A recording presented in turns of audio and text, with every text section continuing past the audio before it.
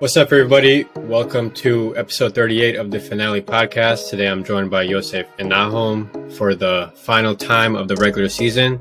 First up, how you guys been? Hey man, I'm doing great. A little cold back in Minnesota. Yes, sir.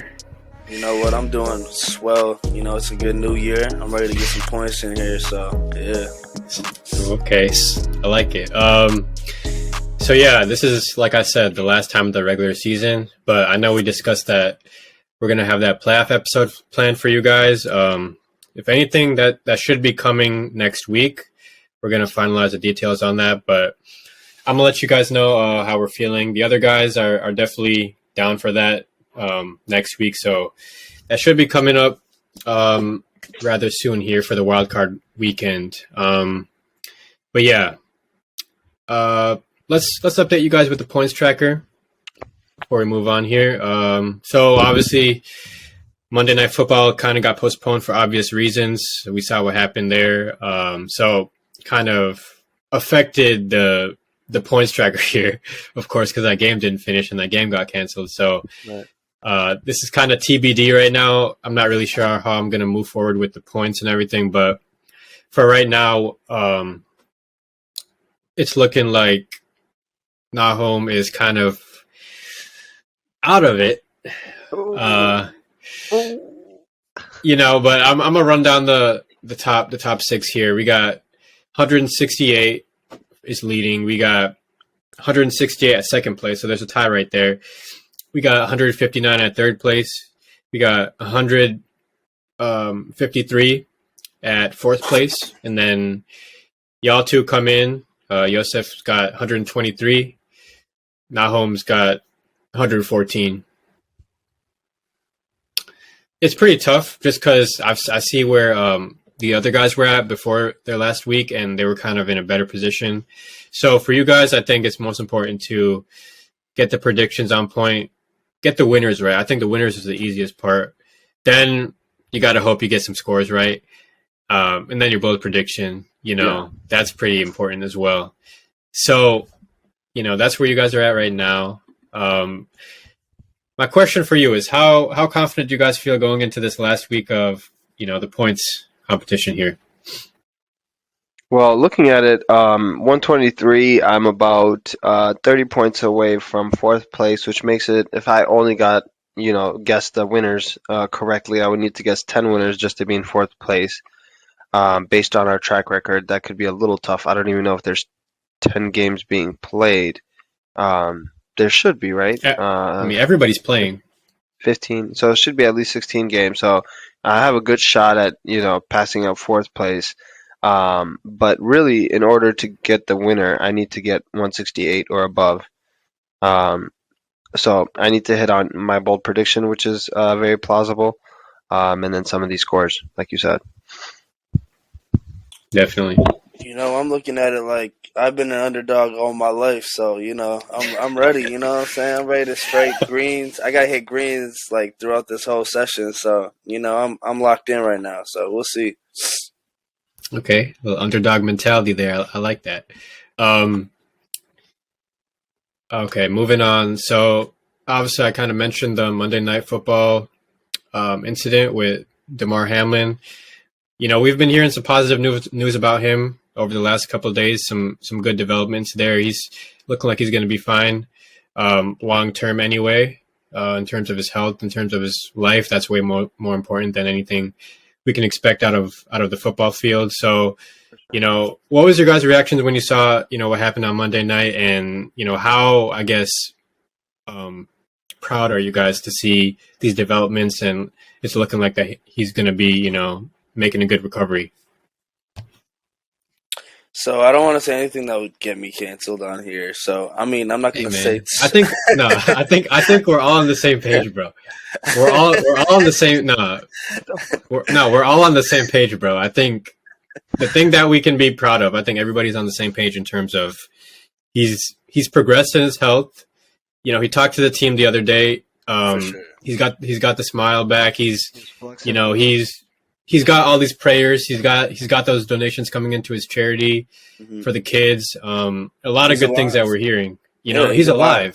And like what they said to him, I saw the quote. The quote was saying, where he asked the doctors, like, did we win the game? And then the doctors were like, nah, you won the game of life. I think the most important thing is the recovery, him being alive, surviving what they say is cardiac arrest. So, hey, man, that's, all praises for that. He's got so many people in his corner right now. So, my question is basically like, what were you guys' thoughts when you first saw that happen? Were you guys like worried about, the outcome? Were you guys, just praying for, any positive news that night? And basically since then, how have you guys felt that he's kind of making these good steps towards his recovery? So I didn't think, like, when I seen the hit to begin with, I didn't think it was that serious. Like, I just thought it looked like a clean hit. You know what I'm saying? Yeah. He was on the ground. He collapsed. I was, like, kind of shook. I thought the game would resume, but it didn't. So that's how you knew it was kind of serious. And, like, just watching that happen, it just sinks in, like, this game is pretty dangerous, So, like, it kind of gave me a new meaning of, like, life and just being grateful for it, because at any time you could lose it. So, I'm glad he's good.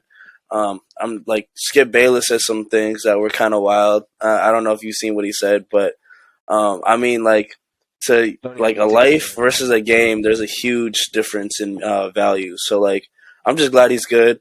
I wish they could have resumed that game, or not resumed that game, but postponed it and then played it again, just for, like, AFC seedings and stuff like that. But I know it's really traumatizing. And shout out to the coaches, for canceling the game. Both teams were really respectful. So I'm just glad he's good. And yeah. Yeah, so when I heard the news, I was actually watching the Timberwolves game, hoping to catch the second half of that Bengals game. And when I heard it got paused, I turned on the TV and they were commercial break on commercial break, and didn't really know what was going on, but just the looks on the players' faces really told you, like, the gravity of the situation.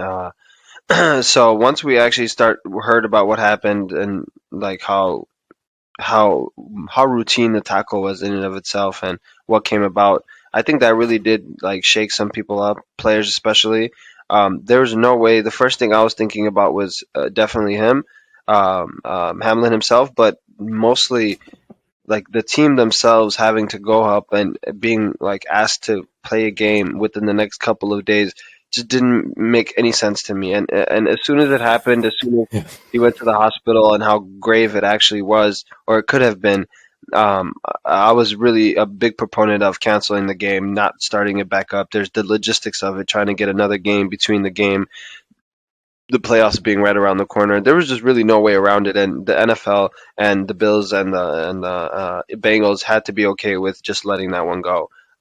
Bigger than football, this is one of the moments that will probably stick with us for a long, long time, moving forward. So I think the NFL, the Bills, the Bengals, they handled it properly. There will be ramifications on, fantasy wise, as well as in the playoff settings, seedings, and all of that. But I think our ability as humans to, to adapt and adjust and pivot as need be, is being exemplified right now. And we should definitely keep moving forward. And all props to the Bengals, all props to the Bills for, being able to take the step forward, the moral step up, and, really care about Hamlin. So, I hope he does good. I know he was not even getting paid that much. So, like, I know there's a misconception that these NFL players are balling, but dude was still on his rookie contract, if I'm not mistaken.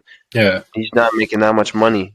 So having all those donations trickle in, taking care of those medical bills, letting him focus on his life is beautiful, man. It's a beautiful thing that we just witnessed, a real camaraderie.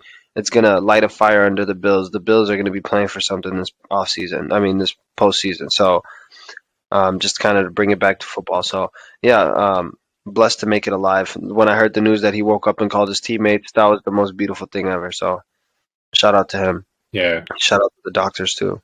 Yeah, definitely. And definitely the doctors.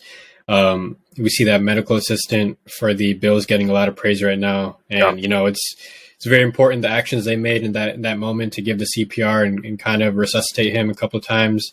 I think that was huge. That's obviously big for any chance of having him come out with a good outcome. It's really important. So I'm definitely glad with the outcome that we saw. I'm glad we can move forward with football, knowing that he's going to be all right. But outside of that, from the game action in Week 17, just a transition here. What kind of surprised you guys and disappointed you guys from what you saw outside of that Monday night game?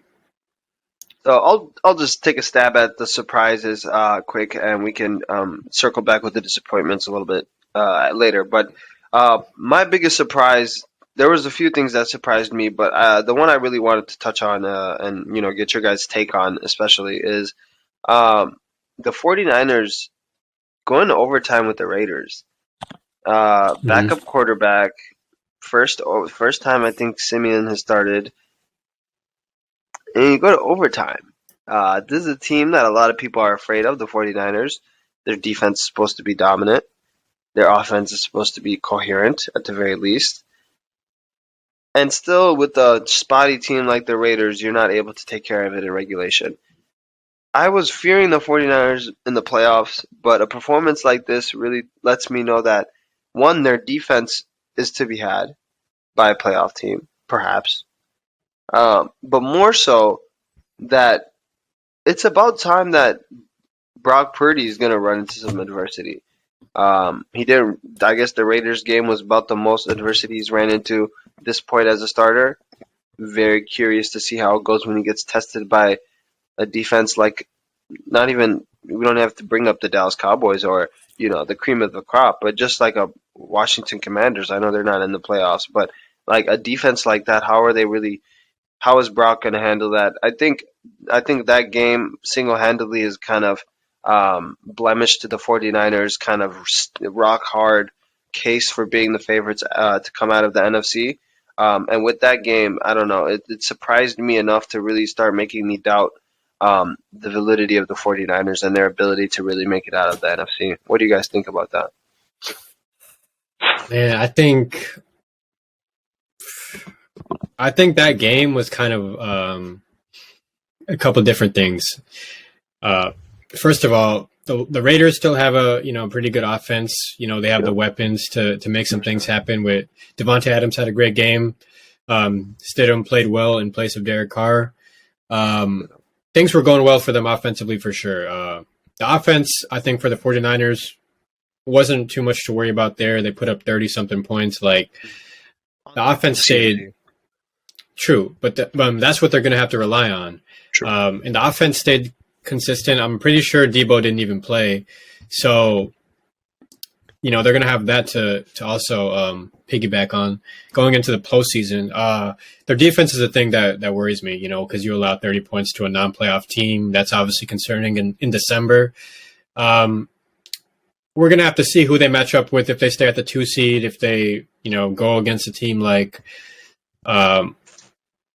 Green Bay, that that could bring some problems because they're picking it up obviously at the right time, or even Detroit Lions, inexperienced team, but a team that can put up points with the best of them. Those two teams can definitely give them problems defensively. I think as well they can put pressure, and that's where you're kind of starting to see these concerns come up for the 49ers is, are they going to be able to sustain, just putting points up on people? Because if their defense is allowing this many points, sometimes, you can't always rely on the offense to kind of save you. Sometimes it was vice versa for them, where the defense was saving them, right? Because they got the number one defense in football. But if you're allowing this many points, it's not always going to be the outcome that you want, especially in the playoffs. So that's my biggest concern with them is, you're going to go against the cream of the crop, right? The cream of the crop in the playoffs, the top 7 teams. You're going to go up against the teams that are on fire. That's where you're going to get tested. It's going to be hard to beat them for sure in Levi Stadium. I think that'll be tough for anybody. That's even the thing I was concerned about for the Vikings. If we have to travel there in the divisional round, if we do stay at the 3 seed, that's why the 2 seed was so essential for us. But hey, if it's Green Bay or if it's Detroit going up to San Francisco, that's pretty tough for San Francisco to handle. The offense is on fire for both those teams, and the defense is picking up as well. So, that's definitely Green Bay and Detroit is definitely a big matchup on Sunday night to see who gets that number 7 spot. In terms of San Francisco, though, I just think the ease of their play style, I think, is catching up to them, and rightfully so. This is playoff time, and you're going to see the best of the best go up against you. So we'll have to see, but that's just my thoughts on it. I just want to add on to that point real quick. You guys covered most of it, and I was just going to say I just think the 49ers underestimated their opponents. You know what I'm saying? Like Jarrett Stidham coming in, wacky head coaching going on. Right. Their defense isn't that good. I think they just straight up underestimated their opponents, and they didn't think Jarrett Stidham was going to be that good, and he ended up being pretty good. So, yeah. I mean, you can't ever underestimate any of your opponents because any NFL team could beat any NFL team at any given week.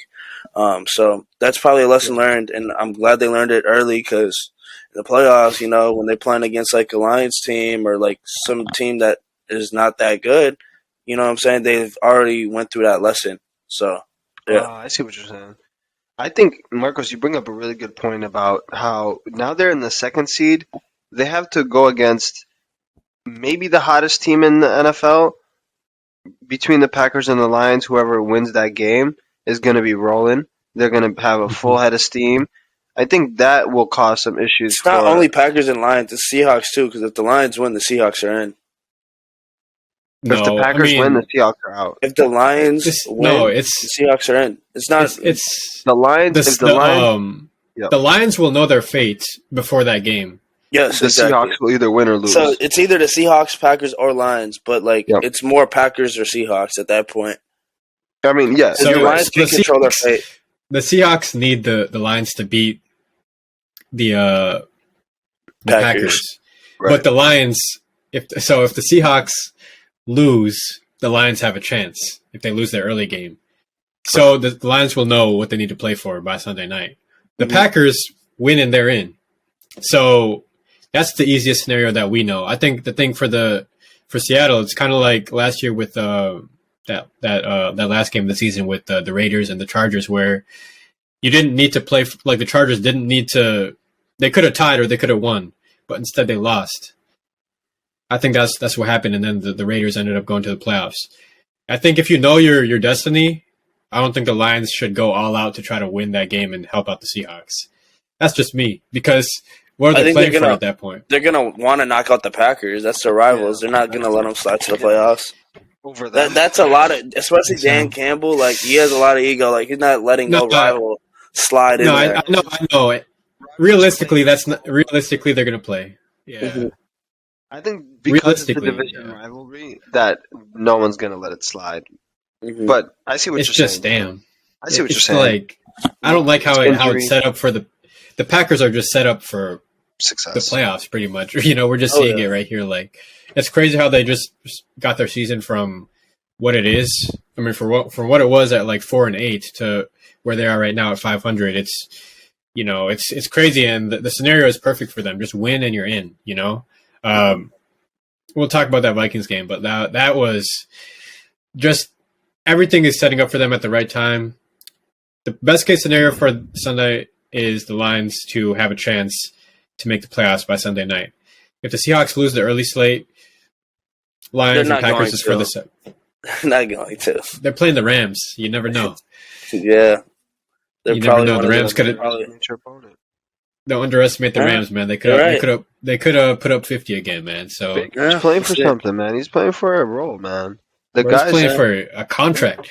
I don't think they're starting like half their defense though. Like Aaron Donald, like they. Aaron Donald has been ineffective all year. It doesn't even matter. I think it's just don't underestimate your opponent because first of all, the Seahawks are not good. The Seahawks are not good enough to do that. They're playing hard for something. They've been playing hard all year. Like I know it's tough at this point. They were in good position early half of the season, but now it's not looking as promising. But at this point, I think they just still got to play hard, play with the mindset they've been playing with. Make sure you control what you can control, and then let the chips fall where they may. But for the Lions' sake, it's tough for them because you got to rely on the Rams to beat the Seahawks, and you got to beat the Packers in Lambeau Field. So I think the Packers, like I say, is the most likely scenario. Win and you're in. Hmm. Don't need to rely on Honestly, anybody. I was gonna go with my most surprising, and my most surprising was the Giants clinching a playoff spot. They haven't clinched a playoff spot since 2016. So you know what I'm saying? Like, you know what I'm saying? So them being able to knock off the Colts, not by like a little bit, because we are all one score, but like being able to dominantly destroy the Colts at home says a lot about their where their team's heading. You know, it says a lot about the coach. It says a lot about Daniel Yep. Jones. He had 4 touchdowns, 2 rushing, 2 passing. Like Yep. we're hitting stride at the right time, and like knowing the New York Giants franchise and seeing how they usually play when it's win or in, or like they need a must-win game throughout these past few years, we would never come through. So for this to happen, and us not being in like a wild card type of like in the hunt thing, and just Daniel Jones securing it for the team, that was very surprising to me. And yeah, the defense looked really good, and we're getting healthy at the right time. We're getting back our star safety and our cornerback. So, well, you know what I'm saying? I feel like we might be dangerous. Yeah. They're good. Go ahead, Yosef. I was just gonna say, like, I think what you were talking about, how like usually these games that are win and get in are the ones that you guys usually have trouble with. I think that speaks a lot to Mr. Grable himself, his ability to really like his impact that he's made all season long, and I'm happy you guys are playing well for him because he's put his imprint on the team and it's showing. Yeah. Yeah, we're seeing a different Daniel Jones. Did you What I guys saw fill from out those Daniel Daniel Jones. Jones forms at all? No, man. I never disrespected Jones, man. I'm just saying, like, he put it on the film. You know, I saw what I saw. Now he's kind of putting good film on. He's doing everything the right way. He's playing really well. Just December, I think he's played well. Yeah. I think the receivers have definitely stepped up with Hodgins and Richie James. The run game is there. He's obviously involved in the run game, Daniel Jones. So the defense is definitely dominant, and you know, like you say, with key pieces coming back at the right time, you never know. They're traveling to the 3 seed, which you know very likely could be Minnesota again.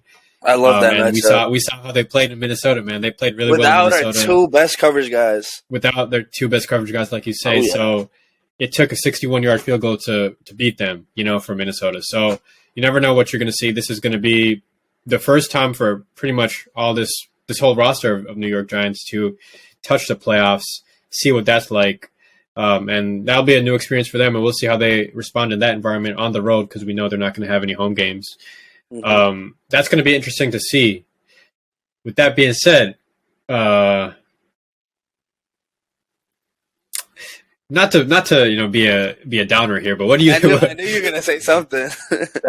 What do you think about Kayvon Thibodeau with that little celebration? The celebration. When I watched it live, you're getting a lot of heat for that. You're getting a lot of heat. when I watched it live, I thought like it was hilarious. Like that was funny. Like, and then looking back at it, it's like, especially with this Darman, that situation with the bill of safety and like player health and stuff like that. It kind of was just like, but he's a rookie at the same time. He's gonna learn from it. And like he was just excited for his sack. He said he didn't know that he was injured. That's what it looked like to give him. Yeah. No, but It didn't look saw like that. he knew. Yeah. No, I know he probably didn't know, but they said he from the interviews. It sounded like he doubled down on it. Like he was like, Oh yeah, because Jeff Saturday was like, he was basically Calling him calling them out, and then he was like, "Oh, I don't take criticism from people I don't know." That's basically he said, "I don't know who Jeff Saturday is." A Pro Bowl, multi-time Pro Bowl center for Peyton Manning, Super Bowl champion. Like, yeah, I that don't is know who kind Jeff of Saturday is. Like, that sounded kind of like, you know, I mean, not to put bro's words in his mouth, younger but than us though. Like to keep it a buck. no, but it sounded kind of like I'm not gonna take any type of accountability here. Like, I didn't see what happened. That's all that happened. Like, I'm not gonna apologize. Like, I didn't see it. When you're Sometimes 21, just take the high road sometimes and be like, yeah, man, like I didn't see it, but still I apologize. You know, things happen, but it was it looked kind of wild. Like that's why everybody had the same reaction. Like that's why he wasn't the first overall pick because there's questions about his character, maturity. stuff Yeah, like that's the right thing. But besides that, no, he's a great player. He played well. He's been playing well all season, and he's kind of proved the Dodgers wrong. Oh yeah. Another guy that I've kind of been watching, obviously a draft pick, Evan Neal. What do you think of Evan Neal so far? Obviously, I only saw him a couple times, especially versus the Vikings. He didn't do too well against Daniil Hunter, but it's Daniil Hunter. So what do you think of Evan Neal this whole season? I mean, in the beginning of the season, he was straight trash. Like, I was trying to bench him, you know what I'm saying? But, I mean, it's growing pains, especially with new offensive linemen. Even if you're, like, a high draft pick, it all comes down to developments and, like, how you improve each week. And I've seen improvements each week, and then sometimes he takes a step back. But that's all offensive linemen. And I mean, Andrew Thomas, he was a high selection for us, and he was straight trash our first year. Yeah. And then now he's like an all-pro tackle. So, I mean, I can see Evan Neal doing the same thing. He just needs to lose a little bit of weight just to be quicker, and he's nice. He's a great run blocker, though. Pass blocking, it's a little suspect, but yeah. Yeah, y'all got pieces. You guys could be those dangerous, like, wild card teams just because you guys are not, like, seasoned in the playoffs and you guys don't really know the gravity of the situation. So you guys are just going in with like house money pretty much. It's giving me flashbacks to Eli Manning's run, his first run to the Super Bowl. Yeah, just being a wild card to the Super Bowl. Yeah, I'm not saying y'all going to make that run, but like. I'm just saying, everybody doubted Eli in the team. What gives you the flashback outside of the 6th seed? A struggling quarterback that was they didn't pick up his 5th-year option. He goes to the playoffs and like runs through everybody. And everybody doubted him and the Giants. Like, they were one of the most biggest underdogs. They snuck in, like, the wild card. The record was 9-7. Like, I don't know. Giants quarterback, like, all that. I don't know. It's giving me flashbacks. That's all I'm saying. I mean, I ain't gonna lie. Like, for good reasons and bad reasons, Daniel Jones sometimes does give me the Eli Manning vibes. Yeah. He can throw them easy interceptions, but he can also make things happen, like, when you don't expect it. He only has 5 picks on the season, though. Yeah, but he could still like throw a pick here and there. 2 in one game. He can still throw like once he's feeling it, he could throw something crazy and then just get picked off. Like, I think Patrick Peterson picked him off, right? Yeah, twice. Yeah. So I mean, twice. Once. Was it? One. Bro, he only has 5 picks. Joseph, relax. That's crazy. That's actually good though, because I would have thought that he had multiple like double-digit picks based off that throw, but no. Besides that pick, like he played really well. That was his first pick in 5 games. So okay, yeah, he's been playing really well. Like, and they didn't mess around with the Colts, like you said. So we'll see who they play. It's either going to be the Niners or it's going to be the Vikings. I'm sure the whole league. I'm sure all New York Giants, fans want the Vikings. Oh yeah, they want that rematch. Oh yeah. So. We sense the fraudness. You know what I'm saying? We sense the fraudness. Oh, no. You're not you guys aren't the only ones. Like, a bunch of people doubt the Vikings. So, I mean, your guys' offensive line is depleted, too. Like, that's going to be interesting. Against the Giants D-line, like, the trenches. Oh, my God. Matchup. Yeah. So, we'll see there. For me, it's surprises. I'll say, first off, I'll just go with the easy one. I think the Buccaneers showing up in the fourth quarter when it looked bleak. It looked like the Panthers were going to run away with that one. But we saw the Tom Brady of old. We saw the Mike Evans of old come alive in that fourth quarter. And statistically, like, amazing, like, how they finished that game. The touchdowns that they were throwing, the connection, Mike Evans and Brady in that fourth quarter was immense. It just shout out brought to the punter, too. Yeah.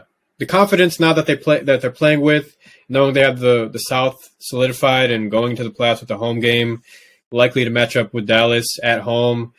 You never know at this point because now they're playing with some fire that we were just waiting for.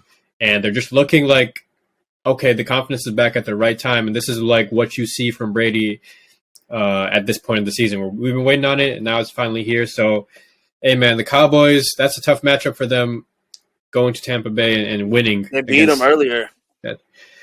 It's a different Tampa Bay right now, though. Yeah, for sure. It's a different Tampa Bay. So we'll see with that. But that was just a shout out I have for them because they almost choked the game. If we want to be like a buck with this fumbled snap, but the punter had to make a play. Yeah. That was crazy. Like I Yeah. think he just fumbled it and he went to the sideline almost and just like boomed it. Kicked it with his left, even though he's a righty. It's Yeah, crazy. yeah, and it was a good kick. It bounced back. Yeah, so I liked what I saw from them. Also, the Packers obviously was a surprise for me, just because they put up I don't know like 40 on the Vikings. I know it's still the Vikings defense, whatever, but they looked really strong on all phases. Obviously, special teams was crazy, um, and then the defense was strong. Jair had a great. I mean, the Packers defense had a great game plan. I'm not going to say Jair locked up Jefferson, but he had played a really good game. Did his thing, deservedly, talked the whole game. Jefferson was frustrated. We all saw that on TV. Packers offense got it going as well. I liked what they were doing. So they've got the perfect scenario, like I said, home game against the Detroit Lions for the playoffs at Lambeau. So we're going to have to see how that goes for them, but definitely shout out to them. They're hot at the right time. They're on a streak. They've been beating some good teams with the Dolphins and the Vikings. So shout out to them, like I said.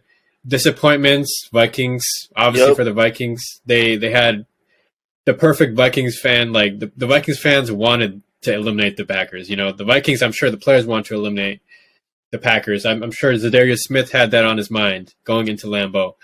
It just didn't work out for them. They started so strong with Josh Metellus blocking the punt, but on the 1 yard line, they got a field goal.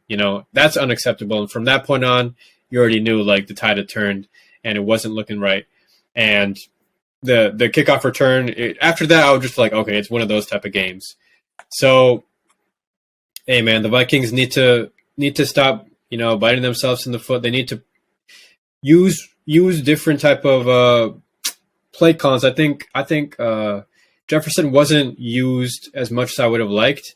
I think it was kind of like They I were didn't see low-key, as much they were motion. bracketing Jefferson for sure. They had like a Yeah, safety on top, Jair right there. I think and then, just like, getting, but yeah, they need to get him touches in different ways. You know what I'm saying? Like rushing it's yards. just get him those touches that he can kind of like get going. And because it doesn't matter, he's going to get, like Yosef was saying, he's going to get that coverage, and we all know that. But whatever stat line he finished with, I don't know, but like that's unacceptable, I'm sure, to his standards. Yeah, so you can't have that happen in the playoffs, obviously. What are you I guys gonna think do with like Kirk Cousins? Can you talk about his performance? Because it was trash. It was so trash. The defense was dominant. They took away our running game and made us one-dimensional, made us Okay, pass. but And at as a that point, quarterback getting paid that much, you have to be able to adapt, bro. Like there has to getting be paid other. that Like much, he was I mean, fumbling, throwing picks.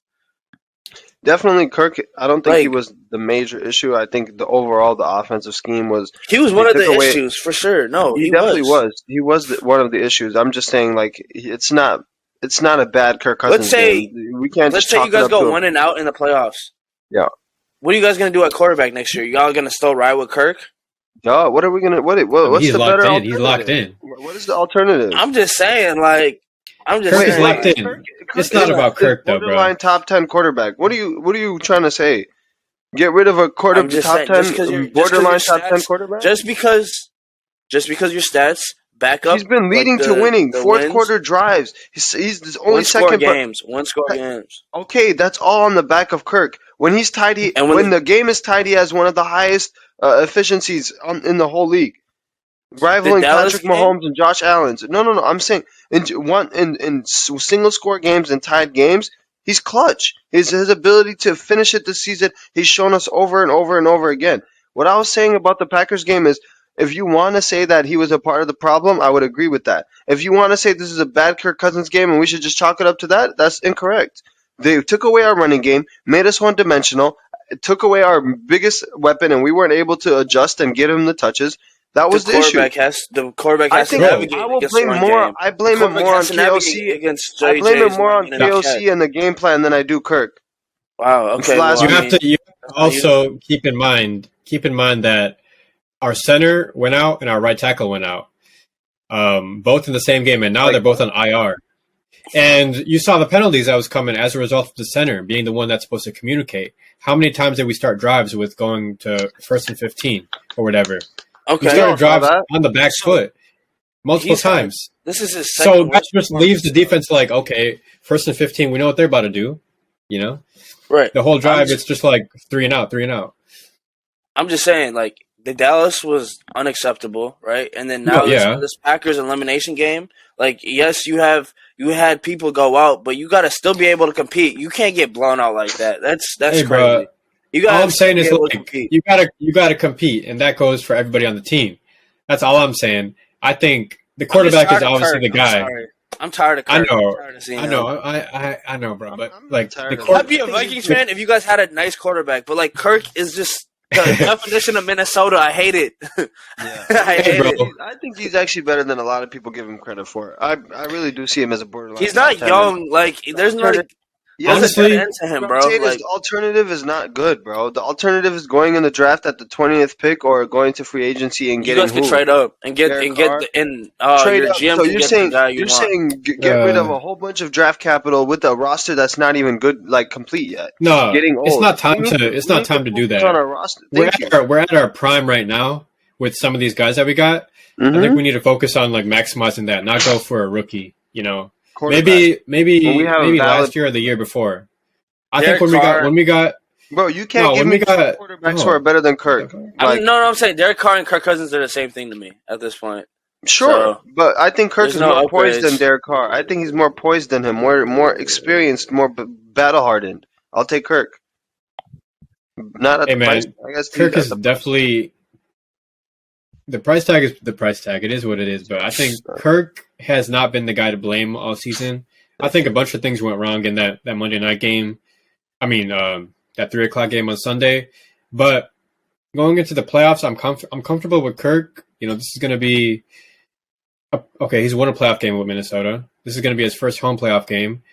I think we got to see some good performances to close out the regular season. I think just seeing what he can do against Chicago, just going into the wild card weekend with some confidence. Are you guys starting your starters against Chicago? Yes. Yeah, Just limited. we still got to see what the San Francisco 49ers do if they hold on to the 2 seed.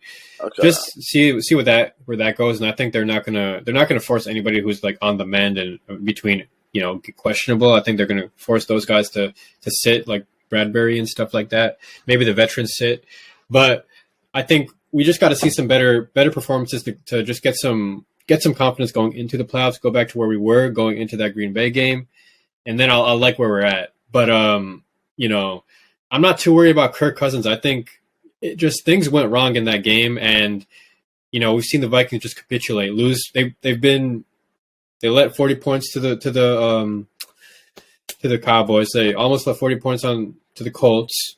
But we've also seen those games where he goes against the Buffalo Bills, right? And it's 27-10, and they end up winning that game on the shoulders of those throws that he's making. You can say Justin Jefferson made some crazy catches in that game too, but like he had to stick in there and make those plays happen. So not all quarterbacks can make those throws, so you got to give his credit there. I'm not going to lie. Yeah, that's facts. I just want like a young developmental quarterback for Minnesota. It's not the time, bro. It's not the right time, We're not the New York Giants, bro. I'm tired of seeing Kirk. That's all. I don't think it's the time. I think this is the wrong year to with that take. You could have hit me with that take last year, and I would have heard you. When we got Kellen Mond, that was the time. Yeah, I think I heard somewhere. I heard somewhere on social media that said the Minnesota Vikings entering the playoffs will either win the Super Bowl or they'll lose by 40 points. And that kind of goes to the idea of like if it's a close game, we'll win every single one. But if it's not close, we'll end up just getting blown out. And that's really the type of team we are. And honestly, the Super Bowl is not really in the realm of possibilities, in my opinion. But the NFC Championship game is really only Daniel Jones and Brock Purdy away. So I really do think it's possible. How about Dak Prescott and Jalen Hurts? What do you mean? I mean, our route to the NFC Championship game is Daniel Jones and Brock Purdy. No, it isn't. It is. Depending on who wins, it could be Tom Brady in there too, and then it switches up depending on the seeds. Whatever. I'm assuming. I'm see. gonna say the favorites winning. Obviously, I'm talking about the favorites winning. We'll see what happens there. But moving on, I'm going to say my last disappointment is the Miami Dolphins. It's just been tough for them to kind of secure that playoff spot. They were at a good position, I think, to just secure it and not have to worry about anything right now. But they've been losing, and obviously, most importantly, they're losing their quarterback. So they're going to go in there with what looks like Skylar Thompson in a must-win game. Oh, wow. No, it's not looking like Teddy's going to be able to play there. So Tua got sat for the year, right? He's done? It's looking like Tua's not going to play for the rest of the year. Okay. We're not hearing anything like positive. Yep. When you have that many concussions, it's probably not in your best interest to come back. So, especially with the heat the Miami Dolphins have been facing from the league and everything like that, with the concussion handling of that. With Tua, so the Dolphins, I mean, it's just been tough for them to kind of secure that playoff spot, and they've had so many bright moments this year, beating the Ravens, beating the Bills, having some big time performances from Tyreek and Waddle. There've been so many good signs, but just securing it just hasn't been there.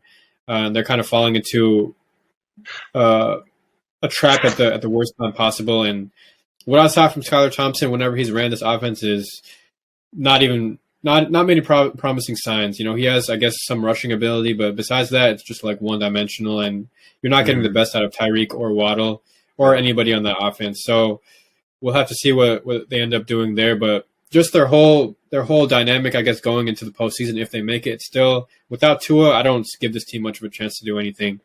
So that's another disappointment for me, just because they could have secured playoff positioning way earlier than what they've got themselves in right now. Yeah. I definitely agree. Yeah. Moving on, though.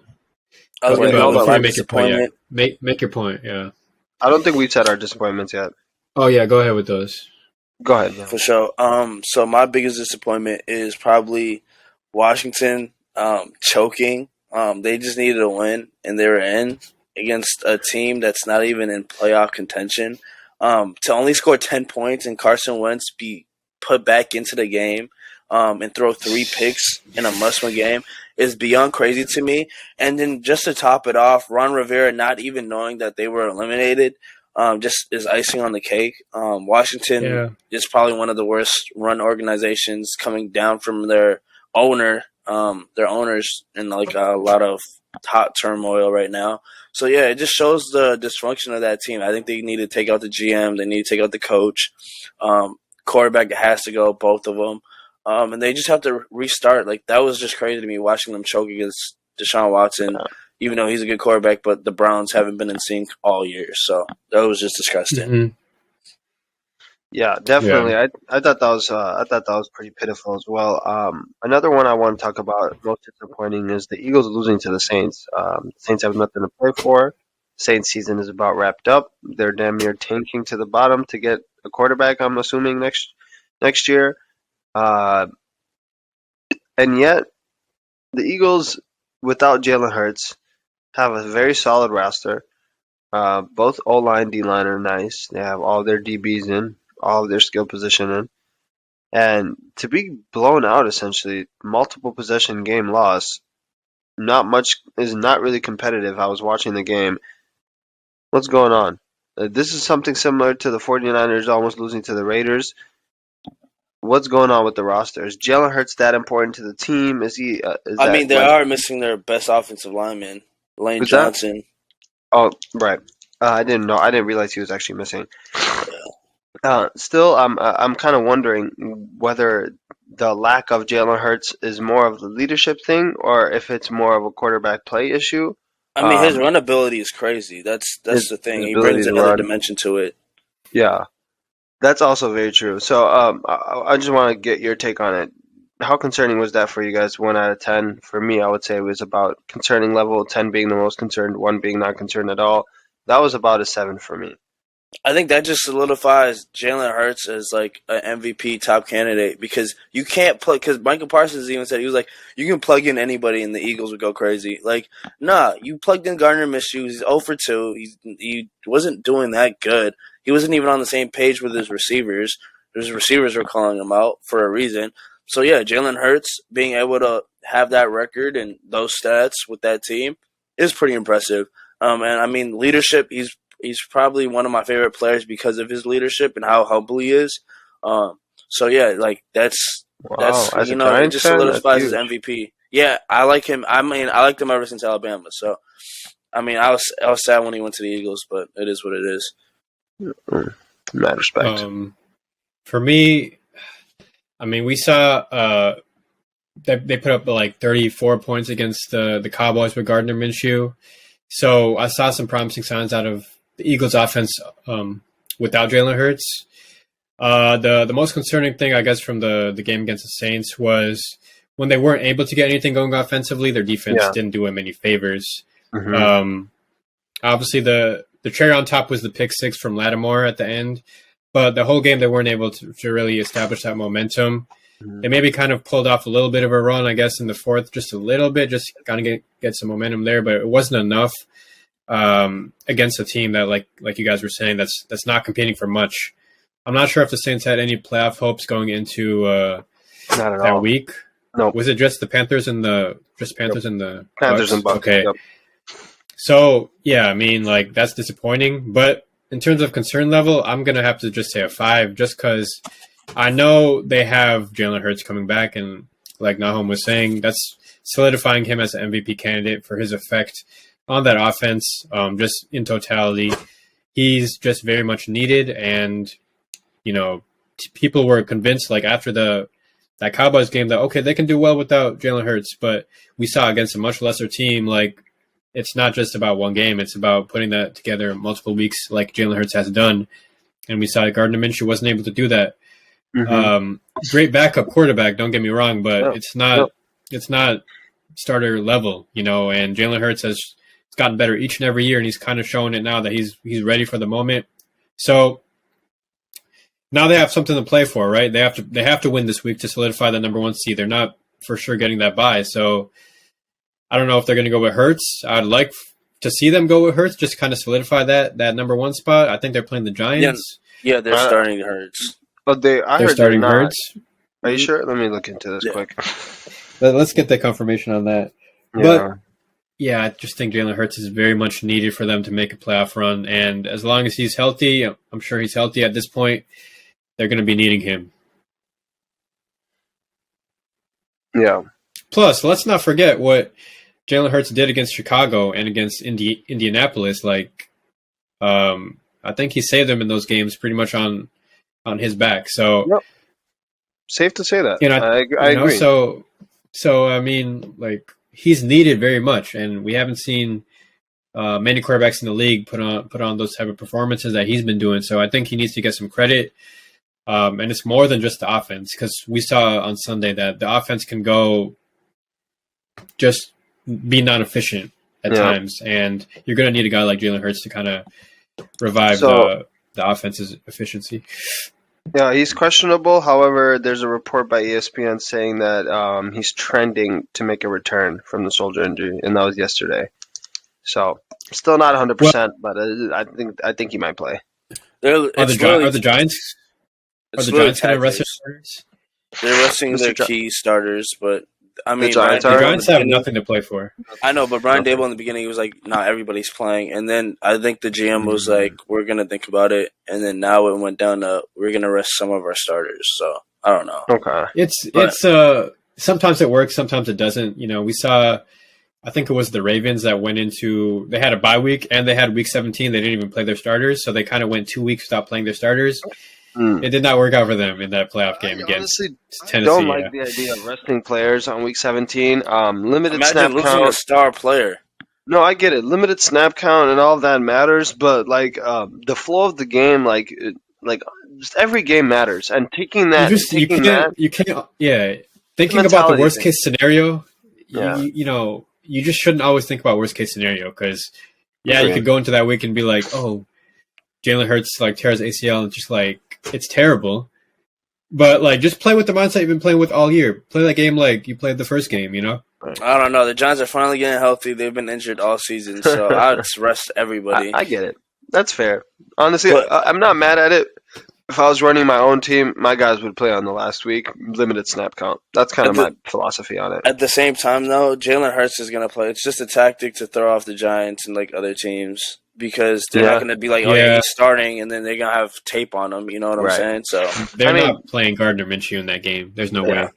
way. I know they need the 1 seed. They want it. You guys have nothing to play for. It's kind of like why wouldn't you put your best foot forward, get some momentum after playing trash for 2 weeks, missing a quarterback? It makes sense for him to play. Yeah, because then we could have a scenario where the Giants and the Eagles play back-to-back weeks. Really? So actually, Wait, what? no, that'd be the 2 seed playing the we play the the 49ers Eagles. or the Vikings. You played the 49ers or the Vikings. I was confused because I thought the Giants were the 7th seed. They're the 6th seed. They're locked up 6th seed. Yeah. Mhm. They so could the Giants could. they could still play. No. No, we're They locked could into still the play sixth each seed. other. I know, but The Eagles are going to play either the worst team that wins out of wild card weekend, or they're going to have the 2 seed and they're going to play the Packers or the Lions. assuming they have the 1 seed, they'll play the worst seed that comes out of the wild card weekend. And so that if the could Vikings, be the Giants. if the Giants lose, if the Giants win and the 49ers lose, the Giants would be the lowest seed, meaning they would play the Eagles. Yosef, they're So locked technically- they're locked into the 6th spot. So that I know. 6th seed is not moving. No, what I'm saying, not He's against saying the divisional round, like yeah. Oh, you're talking Not about Giants. divisional? So you're assuming that the Giants are going to beat the Vikings? Thank you. No, I yes, appreciate it. in that scenario, you guys For would need sure. to beat the Vikings. I would be Yeah. cool with that I mean, scenario. Yes, hey man, but moving and the on. 49ers would also have to lose, so to the Packers, which is still doable. Very It is. doable. It is. Moving on, we can just look at the seeding as it is right now. Yeah, let's go. Obviously, the AFC is pretty flawed, I guess, with the whole Yeah. outcome of that game. There's so many scenarios in play right now with coin tosses determining who's going to have a home playoff game and right. potentially having a AFC championship on a neutral site. Yeah. So right now, we got the Chiefs at the number 1 seed, Bills at number 2, Crazy. Bengals at number 3. We got the Have the Bengals secured that, clinched their division? I think they have. they're playing the Ravens this week, so Okay. And if they lose, so basically the Ravens have to beat the Bengals. They have to, I think, win the coin toss that they're gonna do, and then I think they get the game, right? I think that's what it was. okay. I was under the assumption that the Bengals already won. That's my understanding. They already won the division. No, they didn't. They could have Okay. clinched it, but they didn't because they didn't play the Okay. game. They But didn't get to play that Monday Even night. with no contest, doesn't that make their winning percentage better? I'm not exactly sure. It's confusing, but pretty Yeah. much the Ravens can host a playoff game Wow. against the Bengals If everything goes right. if everything works out the way it's supposed to for them. But I don't know why on the website it says there's no number 4 seed right now. I think that's because the 4 seed is going to be either the Titans or the Jags. Yeah, they played tonight, later today. Yep, they played tonight, so That's gonna be a good see game. with that. You know what they Yeah. said? They Yeah. said that Ryan Tannehill took surgery and he is questionable for the game. No way. He got he's surgery out in for- I heard he's- Alabama. It's like this No stealth way. surgery or something. He said it's some shit. You should look it up. Stones? He's basically good to go. Maybe.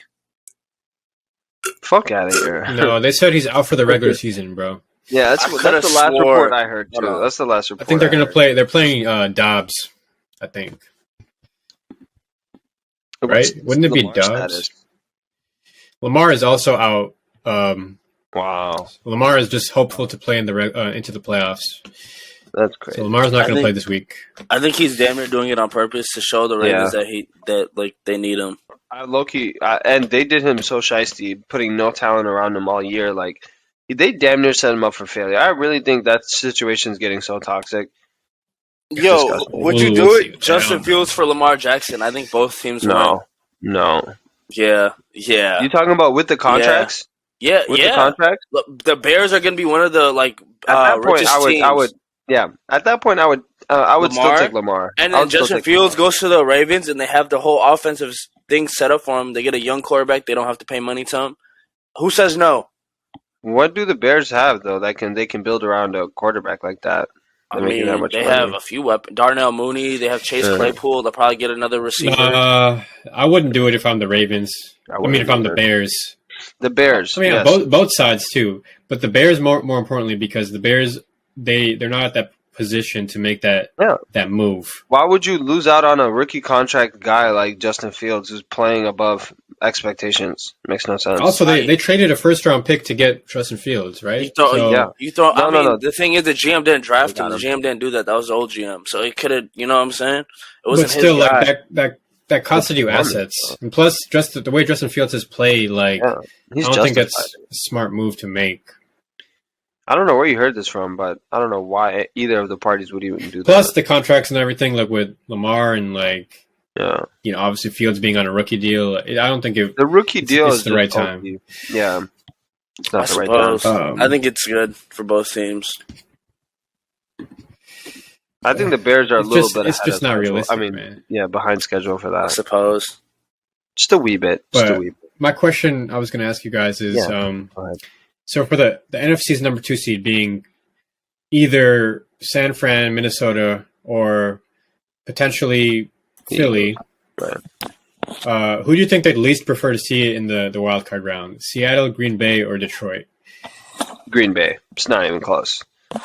I think Green Bay has the poised quarterback who has seasoned playoff experience, a running game and a defense that translates perfectly to the new year in an open stadium like Philly has, right? I believe they play outdoors. With that combination, that's a scary playoff team. And not to mention they're rolling, they're hot, everything is clicking, the scheme is working, the guys are loving each other. There's no more of that animosity, that poor leadership. Winning cures all. I think it's not even close. If I'm the second seed, having to play especially if I'm playing outdoors, having to play a good defense with a great run game with 2 running backs and Aaron Rodgers at the helm. Yeah, it's definitely the Packers. Yeah, I think it's scary as fuck. Most experienced too. Yeah. Right. Mm-hmm. Okay. And then for the AFC side, I want to see what you guys would think for the 2 seed being either Kansas City, Buffalo, or Cincinnati. Who would they least prefer to see in the wildcard round? Either New England, Miami, Pittsburgh, or Jacksonville? What would you guys say? New England. Give your case. New England? Yep. Make your case. Yeah. Bill Belichick, you know what I'm saying? He has his ways against Josh Allen. He has his ways against the Bengals. Not last year. Not last year. You're right. But, I mean, he damn near wants his lick back. Damn near wants his lick back. He's going to have to do that this week, though. He's going to go to Buffalo this week. Oh, yeah, for sure. He'll probably get the win, too. That's interesting. Usually when I'm thinking about this, frankly, I don't think any of those teams really pose a threat to any of those second seeders. But if you had to pick, it would be New England. If you had to pick. But if I had to pick, I would actually pick Jacksonville just because of the same kind of idea. Jacksonville's not in that. Jacksonville might win their division. No, if they lose their division. But they have a possibility to be that 7th seed, though. Mm-hmm. So Jacksonville has. So this is not an elimination game. So if Jacksonville, it's not elimination. This is for the AFC South. Okay. If Jacksonville lose to Tennessee, then Jacksonville are in the wild card running. Yeah. If things go their way. Okay. What do they have to have happen? They have to have a bunch more happen because their record, right? Uh-huh. Just like how Pittsburgh has a chance, Jacksonville has a chance. Who has a higher chance, Pittsburgh or Jacksonville if Jacksonville loses? Because Pittsburgh is a few games. Pittsburgh's at 8. Pittsburgh's at 8-8. We've got Jacksonville at 8-8. We've got the Patriots at 8-8, and we got Miami at 8-8. So they would all need to 8-8. I didn't know Jacksonville was No, they would all need to lose in order for Jacksonville. Tennessee is 7-9 right now. So Tennessee are at the 11th seed at 11th spot right now in the whole conference. But if Tennessee win, they'd be at the 4th spot. Wow. See what I'm saying? Because of the division thing. You got an automatic home playoff game. So Jacksonville could end up in the wild card hunt, and just since they're 8-8, they're still in every chance to get that. You know? Yeah. Well, essentially, the reason why I picked Jacksonville, just because you listed them as an option. Pittsburgh is Yeah, they nice. are. I think they're a hot team as well. I wouldn't want to face a team like that with the head coach that's poised and can motivate his guys like that. Have a good defense. Overall, I would pick Jacksonville because they're on a roll. Their quarterback seems to have the hang of it. Their defense is clicking. Their running game is good. Like this is like essentially like Jacksonville is hitting its cylinders at the right time. A second-year quarterback who is essentially his first year with a professional head coach. So I think he's really maturing, and having to play him, I think, would be the most scariest because he also has a complementary run game and defense with good skill position players as well. So just having to choose, I think I would be more scared of. The Patriots don't scare me because their offense is just so lackluster. I don't. I Hmm. don't think, and I don't think the Chiefs, the Bengals, or Cincinnati. Bengals and Cincinnati. I mean, Bengals and the Bills because of their Buffalo. Yep. defense don't have any issues, and the Chiefs because of their offense they won't have any issues. So it's like the matchup doesn't work well for Patriots in my opinion. But Jacksonville has the ability to match up with any of those teams defensively and offensively, and that's why I think they pose the I feel biggest like threat. Patriots defense could shut out a lot of things, and No. you just need a few. You just Shut need a out few who? plays on They offense. can shut out any of those three teams. I mean, they I don't would think they so. would be able to give them trouble for sure. Create some turnovers. They could give them trouble, but can their offense hang with the opposing offense? Is the big You know, question. with a decent run game and Bill Belichick, I feel like trying to like get things going. I trust Bill Belichick. You know what I'm saying? So Okay.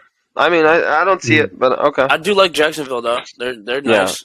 I'll fuck with them heavy. I But think I said it I on think this they're gonna win podcast. tonight. So I think on the second or first episode that we appeared, I said Jacksonville was going to win their division. So I still got my money on that. I can't wait that's to see what I'm that saying. happen. So then your answer has to change at that point because they're gonna. No, I mean, this is a scenario. Which team would you It's a least want to scenario. see Yeah, in the seventh seed? And I would Mhm. least want to see the potential winner of their division, Jacksonville. I feel it. They're gonna win Yeah. now, but I feel Yeah. it. So agree if they're gonna win. Jacksonville lose tonight, they have a wild card chance. If Tennessee lose tonight, they're eliminated completely. Yeah, they should. A lot They of should. people That's gotta get crazy fired. that they even have the ability to get the fourth. That's crazy. Weak ass division, Yeah. man. So, and then before we move on to the NFL Grid Trivia game, I've been asking these guys that have appeared on the podcast the last few weeks what their Super Bowl predictions are, like what teams that they think are going to play in the big game. So I want to pose that question to you guys. What teams are going to appear in the Super Bowl this year? I got You Eagles got and it. Bills. Eagles and Bills. Yep. And why? Eagles, just because when Jalen Hurts gets on a roll and they're the most complete team, I don't see nobody giving them trouble. Not even maybe San Francisco, but now that there's tape on how to defeat Brock Purdy, I like the Eagles. Their pass rush, they have good veterans, lock up corners, and then the Bills just going through so much as a team, and Josh Allen being able to be him and watching other teams beat him in the playoffs, I think that's added motivation. So yeah. Okay. This one's a tough one for me. I have my pick for the NFC, but my pick in the AFC is very, very tough. I'll just tell you guys it's between the Chiefs and the Bengals. I really like the Bengals, but I just got to give the edge to Patrick Mahomes. So I think it's going to be the Chiefs and the Cowboys. And the Chiefs are going to get this dub. So that's going to be a really interesting. That's what I think is going to happen. But the Eagles do have a very good chance at it. But I'll give the Cowboys and Chiefs the nod. Dak Prescott is too much turnovers, and that's not how you win playoff games at all. Way too many turnovers. He's like averaging like Let's 10 see, picks a let's game. Yeah, you're right. That is an issue. I think they can rely on their run game and defense. That's really what wins games in the NFL postseason. If you become one dimensional, it's easy to play against you, though. Yeah, they have CeeDee All Lamb. they have is CeeDee Lamb. Schultz.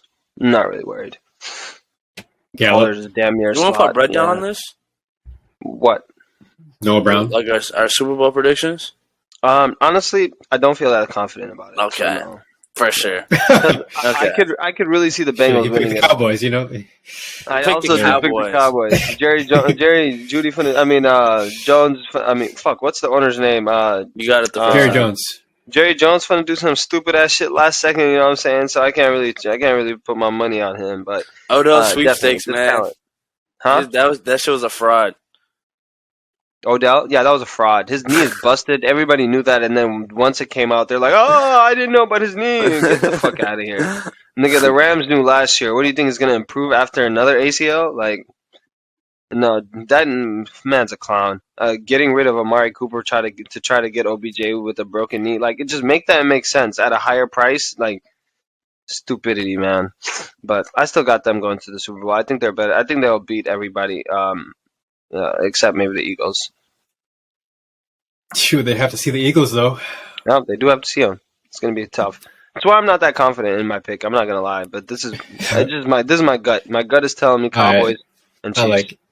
I respect it. All right, we're moving on. Go to the NFL Grid Trivia game that we've been playing the last couple of weeks. So first of all, do you guys want me to explain how this game works, or do you guys kind of understand the rules a little bit? Go ahead. I understand the rules, but you could just briefly go over it. Briefly go over it? All right. So this NFL Grid Trivia game that we've been playing is inspired by a TikTok video that I watched from the page Owner's Box. So they're playing this NFL Grid Trivia game, and they're trying to find two players that play for the correlating teams on the grid. So, you know, obviously, if we got the grid and we got an AFC team and an NFC team, right? Vertical, horizontal, right? So say it's like Patriots and Packers. We're going to find a player who's played for both those teams. If you pick a player right, you get a point. If you don't, we just move on. First person to get 5 correct picks gets the point. So what if you're stuck? Like both people are stuck. Hey man, that's the thing. I'm gonna add in the timer, 15-second timer. Wow. After you guys have got the easy ones out the way, I'm gonna start the timer. That's what I've done. Okay. Once you guys have kind of got the brain farts come in, like, damn, I can't remember anybody. 15-second timer is gonna go quick. Yeah. So yeah, I'm gonna put for the podcast, I'm gonna put the grid on the screen. But yeah, I'm gonna send this picture to you guys, and this is gonna be the grid that we're gonna base this off of. You're sending it through a text message? I'm gonna text you guys what the grid is. So yeah, first to 5. There's gonna be 9 open slots, right? It's a 4x4 grid, but 3x3 is for the teams, right? So the first to 5 out of 9, you get the win. The first week we only got 4 correct, right? The winner got 4 correct because we couldn't get the last ones because it was that hard. But this is just gonna test your NFL knowledge. First to 5 wins. But if you guys are at a impasse, you guys can't get past it, I'm gonna give it to the person with the most points. So I'm gonna go ahead and send that in right now, and this is gonna be the grid that we're gonna play off of. Or is it gonna be timed, or are we gonna be at first it's not timed. You're gonna. I mean is like, will me and Nahom competing, like who can say it the quickest, or will he have a chance? Take turns. You guys, you take a turn. You get a turn. You get a turn. You get a turn. Okay. You get a turn. Okay, cool. It's not like it's not like it's gonna be too much chaos. Drew Brees. It's gonna be hell no. Like, it's not gonna work like that. Okay. But all right, cool. I'm gonna send it in right now, and that's the grid that we're gonna base it off of. So the NFC teams are the Seahawks, Giants, and the Lions. The AFC teams are the Chargers, Bills, and the Steelers. So you're gonna find the players that correlate on the grid. You ain't never give him the Giants though. That's I feel. Hey man, these were all randomized. Last week we had the Vikings. That was randomized. So, like I said, man, first to 5, and we can determine who goes first based on a little coin flip. Wow. As long as I find a coin real quick. Those are the teams. Look them over. All I ask is, ain't no cheaters, bro, because we don't want to see any cheating going on in this game. No, okay, I bet. So this is the coin, the official coin, okay? The Super Bowl coin toss right here. So this is gonna be heads right here, right? Yeah. So, okay. Hey man, I can tell the difference. You guys probably can't tell the difference. We can barely tell. We can barely tell. That's 100. Okay, see the 100 right there? That's heads. Okay. Tails right there. So heads or tails? Heads. Tails.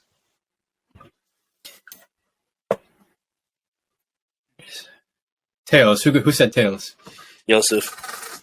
All right. So hold up. Give me 1 second. Go ahead.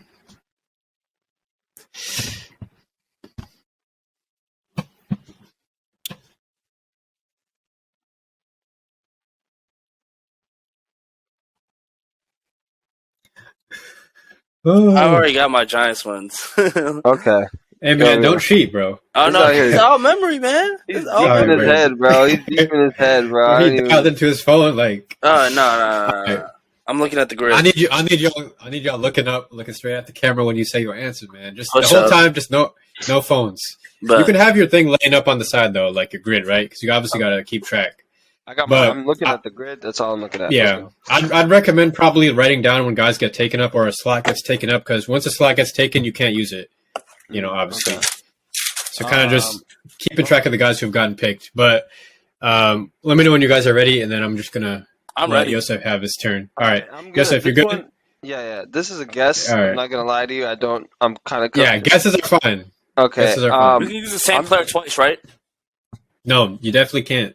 What? You didn't They did listen in to the the other. rules? They did in the other Okay. one. He literally just No, said- bro, you can't. That's okay. That's like saying Brett Favre for two. You know what I'm saying? You can't do that. Okay, based on the other TikTok I've seen, they did that. But if it's like different, Maybe they did do that, but like I think it's better just to kind of test the depth of your knowledge. for sure. So- for sure.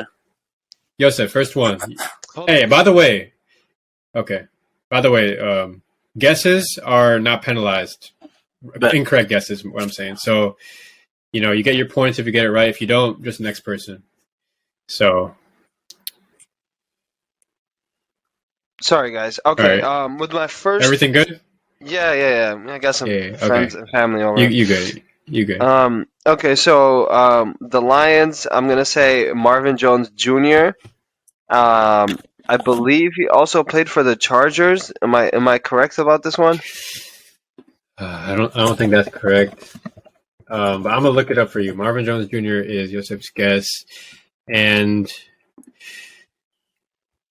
Marvin Jones has played for. I know he's played for the Lions. He's played for Cincinnati, and he's played for Jacksonville. So he hasn't played for the Chargers. That is incorrect. Damn it. All right, no, man, your turn. Geno damn. Smith, Chargers, and Seahawks. Geno Smith. I'm not even gonna look that up. Good That's one. definitely correct. Good one. So Good Geno one. Smith. I'm gonna mark that down. That's 1 point. Geno Smith for Chargers. That was the most obvious one, Yosef. Like, I'm fumbling. I'm actually choking under pressure. I can't even lie to you. All right, Yosef, your turn. No pressure.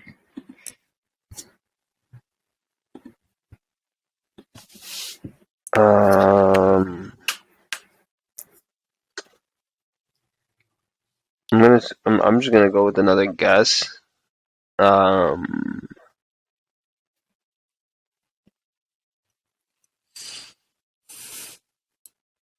Let me do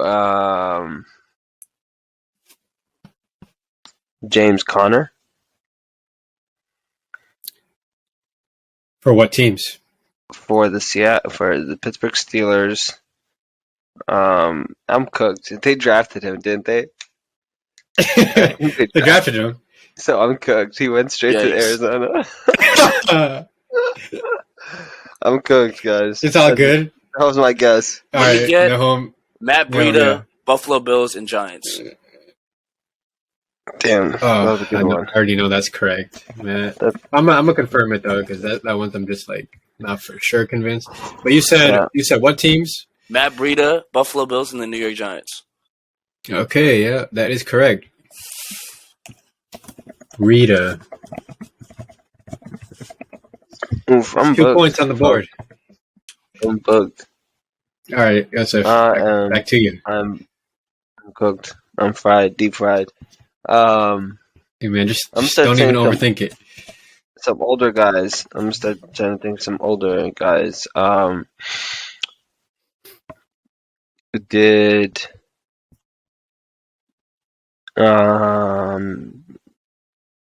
who did I'm gonna guess Santonio Holmes for the Pittsburgh Steelers. And And one of the 3 NFC teams.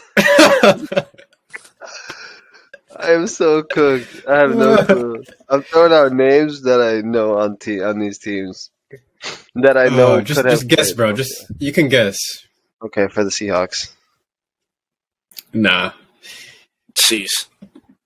Okay, let me get Tay Crowder for the New York Giants, and he just got signed on to the Steelers recently. Sheesh.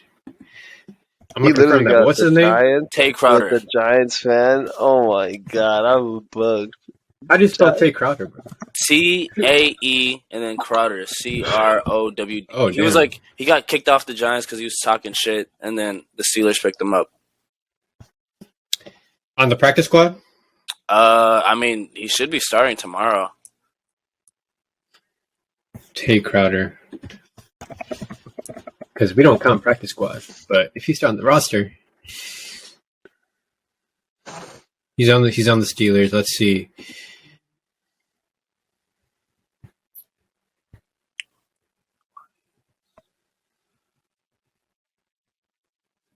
Oh, Yosef, Should I need allow, eyes should up I allow top. that? Yosef, I need eyes up top.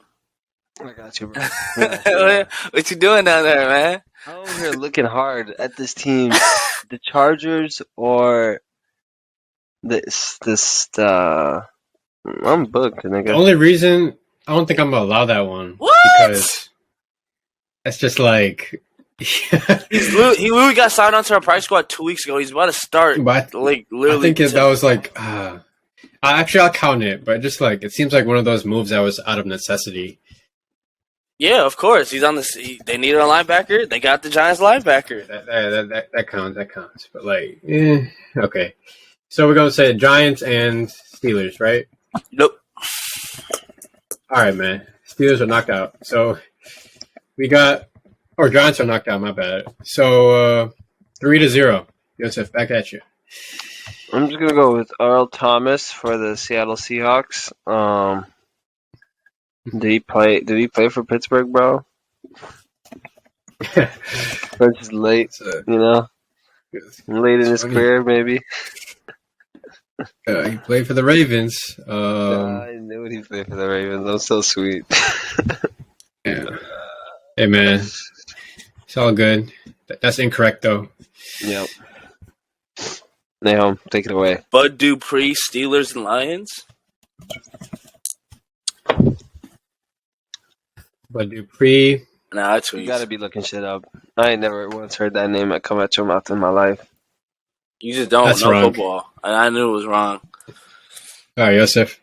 I'm gonna go with one.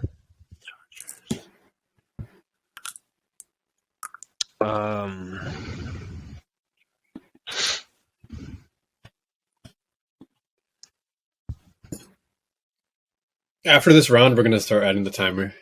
Sterling Shepard for the. Okay, next round. Bro, next. the Giants have been used, bro. Huh?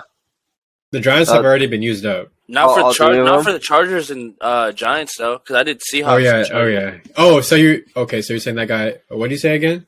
I did Seahawks and Chargers. Geno Smith. I'm saving the Chargers. Oh, no. and Giants I'm one. saying, what was Joseph's guess? Sterling Shepard. Oh, Sterling Shepard for the Chargers? I don't think that's right. You got drafted in the Giants, bro. I'm not gonna lie to you. I knew that. Yeah. Too. Yeah. Hey, it's a guess, man. Okay, Nahum, your turn. I'm just trying to wrap this up.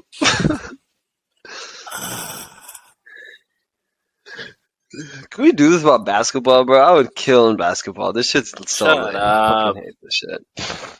I want to do Lions and Bills. Lions and Bills. Let's see.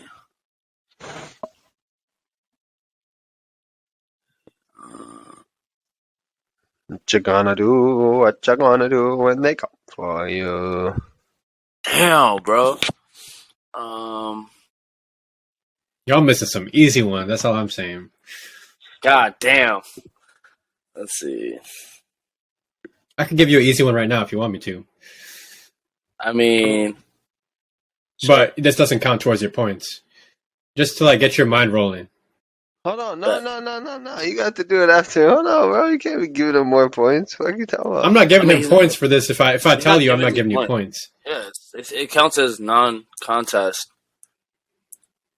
I can say it if you want, but if you just want to keep hold going, on. just keep going. Yeah, just after my selection, and then All right, before yeah, the yeah. 15 seconds start, I just want to look at this grid. I do when they go for you. Hey I man, feel like there's you're up something in- 3-0. So you can I feel just like make a the guess. Seahawks and Steelers. Yeah, you're right. Seahawks and Steelers. Let me say. Lions quarterbacks over the years.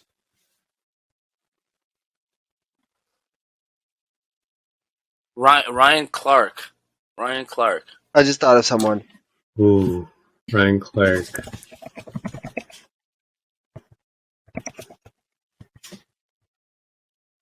I like that pick. So you said Ryan Clark for what team? Steelers and Seahawks. Steelers and Seahawks.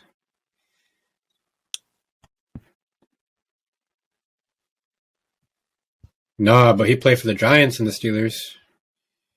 But you already filled that up. Yeah. So What? that's wrong. Actually, Oh, do you, okay, you hold guys? up. Before, Yeah, I Yosef, have a you got your. guess. So I was Okay. thinking about. So I don't know exactly which. I'm not gonna lie. I don't know if this works for any of the AFC teams. But I was looking through quarterbacks, like for the Lions. They've been through a lot of quarterbacks. So have the Bills. The Steelers have not. The Chargers have not. Tell me if this is correct. Did Matt Castle play for the Bills ever? Because I know he played for the Lions. Let me look at that. That's your guess? That's my guess. Fuck it. I don't have any All better right. guess. Matt Castle for what teams? It would have to be the Bills and the Lions, of course. Let me confirm this. I'm not even sure if it happened. So then I'll let you. I just think the Bills are the only team that had dysfunction at quarterback. Matt Castle. Should I count it? Should I count that? Because Why? he played for the Bills and he played for Detroit, but he got released after preseason by If he's never the played a Bills. game, it doesn't count. Straight up. No, he's Oh, played in the wow. preseason. Preseason. That means he Yeah. didn't make the He roster. got- No, Yeah. he was just a bench, most likely. like there's pictures of him playing in preseason for the Bills. I'm gonna Hey, give that to you bro. just because you've been That's up to struggling, you. bro. He's been He's struggling. getting I'm gonna petty give it to points? him. Yeah, Petty I'm Hey, just I'm giving not it to gonna- him because it's like That was a pretty good guess, bro. Like, I used some so. strategy. Bills and Lions. Yeah, Matt Castle. I'm gonna keep going. I'm gonna keep thinking about All right. quarterbacks. Do you guys want me to give you the play, or do you want to keep Let me rolling? go after this guess. After this guess. All right, yeah. Quarterback Drew Bledsoe, Lions and Bills. That's a Oof. good one. That's a good one. Oh, I just did that one though. I think he just did that. You said Drew Bledsoe or No, Matt no, Castle? So I he did Lions Matt and Bills. Castle. He did Lions and Bills. Matt Castle. I got that box checked off. Okay. Mm. Fuck. So Bills, Lions, Chargers, Seahawks, Bills, Giants, Giants, Steelers. Bills, Giants. Yeah, Breida. Oh, okay. You got that one. Yeah. Okay. I thought you were saying the ones that were available.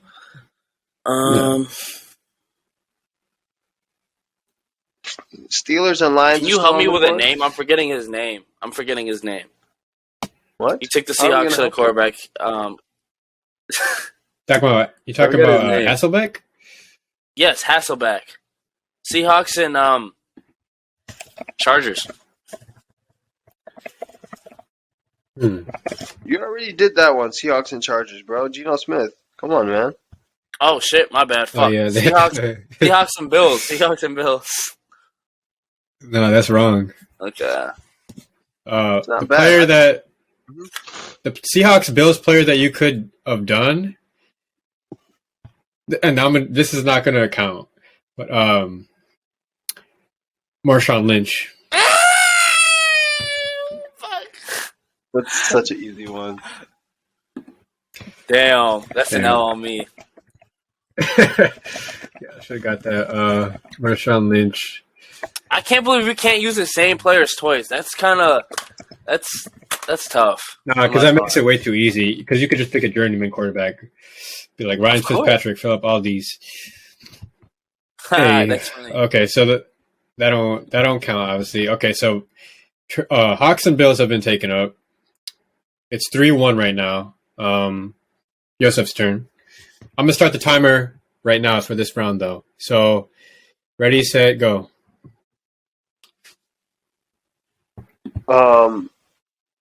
All right, I need some help. The black quarterback who played for the Seahawks, something Jackson. Tavares All Jackson. right, Tavares Jackson. Tavares Jackson. Damn. For the Bills. Did he ever play on the Bills? Yeah, he did. I actually filled that one up. I think. Yeah, you did. Marshawn Lynch. Oh no, Marshawn Lynch. you can't fill it up. I thought you were It's just giving us. it's still filled though because I stopped No, thinking about that. You were just giving us suggestions. It was You're right. You're right. You're right. I'll give that to him. What do you What mean? the fuck is that, bro? I stopped. It's I between gave up. I was scratching off between my me and thing you. because I thought it was It's literally- covered. I didn't even it's think literally- that way. It's literally between me and you. He gives us a suggestion and the box is filled. How does that even make sense? That's crazy, What? bro. That's actually crazy. I crossed it off thinking like, okay, I I'll can't take use it. that one. I'll take it. Thank you very much. I'm over here. The journeyman cornerback is having me right, bro. That strategy's nice. I mean, I see how that's kind of messed up, but I don't know. Should I give him that? No, I think it's bullshit. I mean, you give him a half I a think- point or some shit. How? Yeah. It's you're giving us what a the player fuck? suggestion to get our minds going, not to fill out a box for us. That's what we only have 9 boxes. How are you going to give us one of them? You know what I'm saying? I feel like that really makes it a lot harder if you were just to take away one box. That's my 2 cents. Maybe you should flip your coin. I'll flip the coin. So heads or tails? Tails never fails, baby. All right. So if it's tails, then I'm gonna give you the point. But if it's not, I can't give it to you. That's fair. If it's not tails, then like that box has been filled. Okay.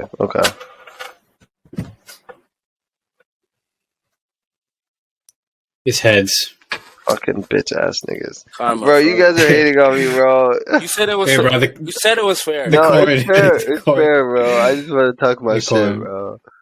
All right. Sorry about that. Fuck. So that box is for sure filled now.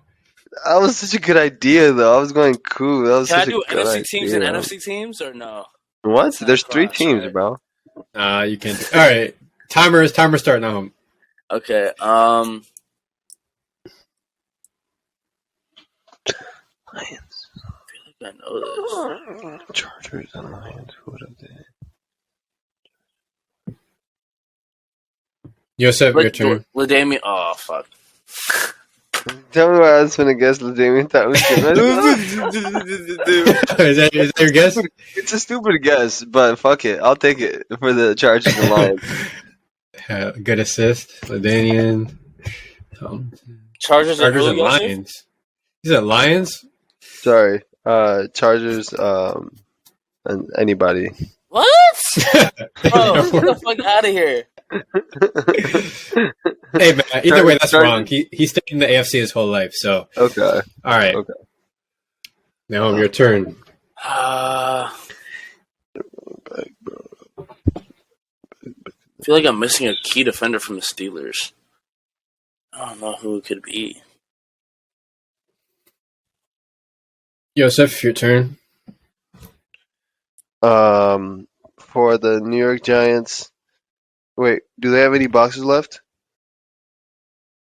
I don't know. Well. All right. Well, I'm just gonna say for the Lions and Nahom, your Chargers. turn. Yep. Sheesh. Um, Abby Stalin.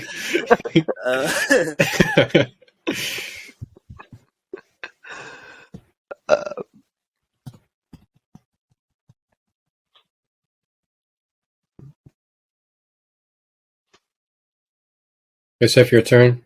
Lions, Chargers, Jamal Williams. Jamal Williams, like the Lions running back. Yeah. I think he was drafted by the Uh, Packers, but let's confirm that.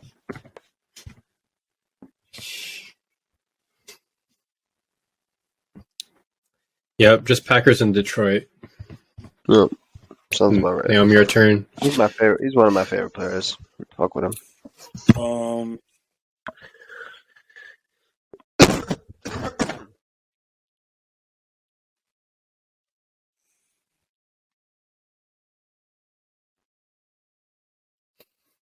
Yosef, your turn.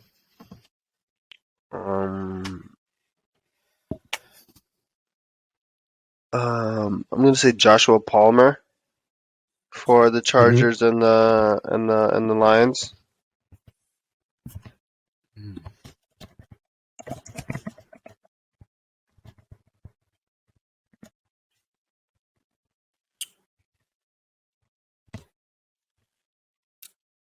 No, he's a second-year player, so he's been on the Chargers. Nice. My turn. Yep. Yep. Timer start. Eli Manning, Giants and Chargers. He got drafted to the Chargers. Yeah, that's Nope. correct. No, you Let's said you have to play go! a game. Wait, you said you have to play a game though, right? That's what you said, Nahum.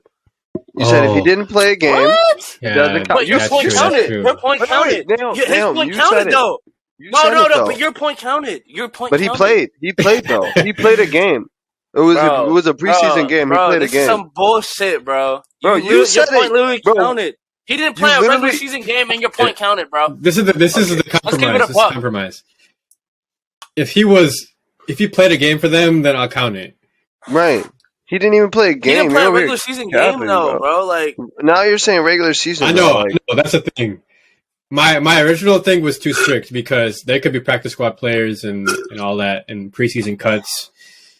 Plus, Yosef still hasn't got one, so like I try to make him competitive, man. I got one. But I got one. that was a good yeah, one. but that was a good that one. was that Matt Castle one was kind of I gave that to you Okay. because he still got cut. But based off that, I'm gonna say since he didn't play, I'm not gonna give Eli Manning that one. But that was a good one. I had that one on my mind too. I was like, he got drafted there for sure, but he didn't even sign that contract, did he? Nah. Nigga Yeah, got so- drafted. He got traded. He got sent the next day. That's shit crazy. The same night, He got maybe. sent 30 minutes after. Thank you. Yeah, so I mean, still. Okay, so I mean, I have another. Yes, sir. I have another journeyman. A journeyman quarterback. For the Lions, and tell me if he played for the Chargers. Chase Daniels. Did he play maybe as a backup to Philip Rivers at all? Bro, he's a backup for them right now. I feel like Yosef is looking this up. I feel like he I'm is. not. I'm literally- I feel like he's I'm literally- looking shit up, bro. I'm literally not, bro. My gut I'm tell literally- me you're doing this. Bro, I literally haven't been off the app in this whole thing. I'm literally Hey, wait, thinking let me see your phone again. since Let me see your since phone. I was on Let me see your since I was phone. on Show me right your phone. here.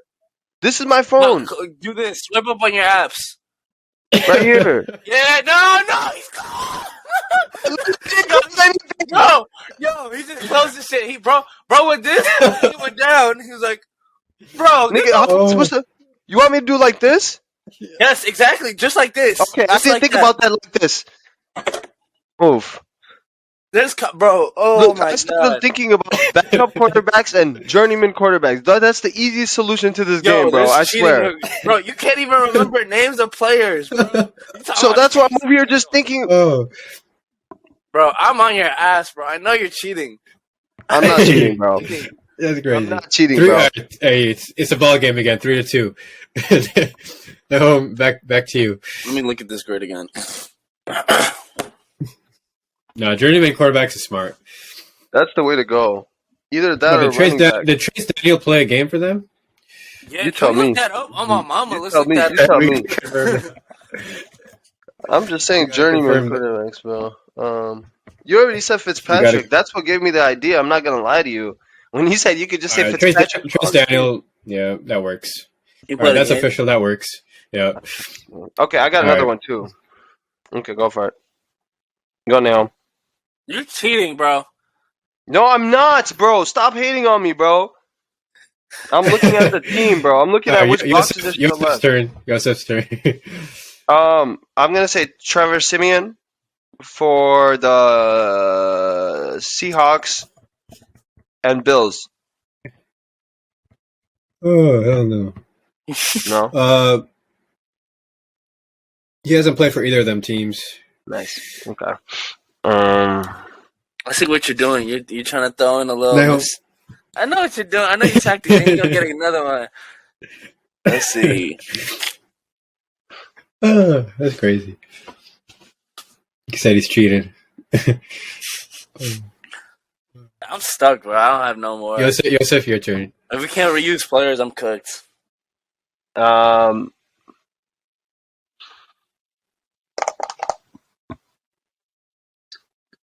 I'm cooked. But give me another. All right, go. let's look at the board. Let's look at the board. Let's take a pause. Look at the board. So we got Bills Lions filled up. We got Chargers Lions filled up. We got Chargers Seahawks filled up. We got Bills Giants filled up, and we got Giants Steelers filled up. So what's open? Let's just do that. Yeah, that makes it easier. So we got Lions and Steelers. Steelers. Okay, We have so Giants we and Steelers taken. Yeah, we got Giants Yeah. and Steelers. That could have been Plexico Burst too. So Giants and Lions Steelers and Steelers. Lions and Steelers are still open, right? Mm-hmm. The Giants and thought you Steelers got one. is Oh, Bucks. Giants and Steelers is open. I mean, that's taken. I said- Yeah, it's Yeah. taken. I think Giants and Bills. Yeah, that's taken. Giants and Lions. I don't think that's taken. Wait, we can do Giants and Lion- Lions? I mean, my bad. Giants and No, Chargers. no. Seven taken. Giants and Giants and- Chargers. Yeah, I don't That's think not that's been taken.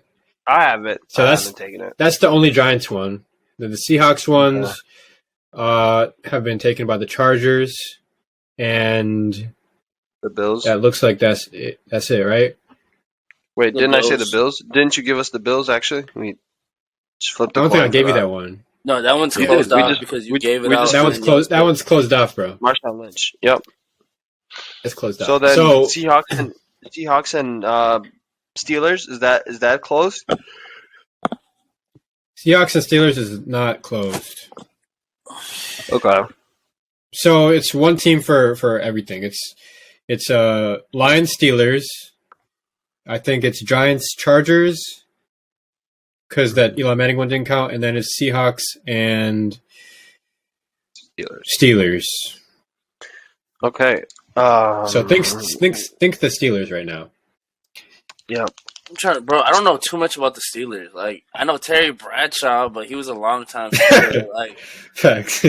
Jerome Bettis. Like, I don't know. That's why I said Santonio Holmes. I'm just throwing around like quarterback. I mean, Like, you know what I'm saying? Steelers. I know. I'm just gonna say Fitzpatrick. Their safety. I think he played for one other team, but I'm pretty sure it was not. It was not the Lions or the Seahawks. So. Like for the Dolphins. The Dolphins. Yeah. That's what it was. Yeah. He's okay. been on every roster, so it's a fair guess. Fitzpatrick. Minka Fitzpatrick? Oh, I think you're talking about Ryan Fitzpatrick. Oh, Ryan Fitzpatrick, yeah, that'd be a better guess. Yeah. No, you already took that Um, guess. It's not even on the table anymore. I said that, but like that's easy. If you want to still go journeyman quarterbacks, I guess you could say that. I'm still I'm still So we thinking got- of journeyman. Yeah. Seahawks. But at this point, Seahawks and journeyman- Giants. I mean Steelers and Giants. Steelers. Oh, I got and, one. That one's taken. Steelers and Lions, Steelers and Lions. and Steelers and Seahawks.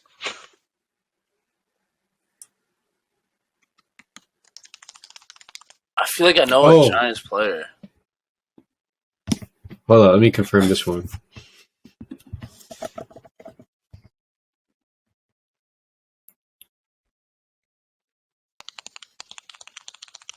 Have we done Lions and Bills? Lions and Bills. Yes, Lions we and have. Bills. Yeah, we Yeah, have. the I was going to say Beckham set up Reggie quarterback. Bush. Yeah. Mm. Uh, Hey. Well, okay, I got one. Okay. Lions and Chargers. Reggie Bush. No.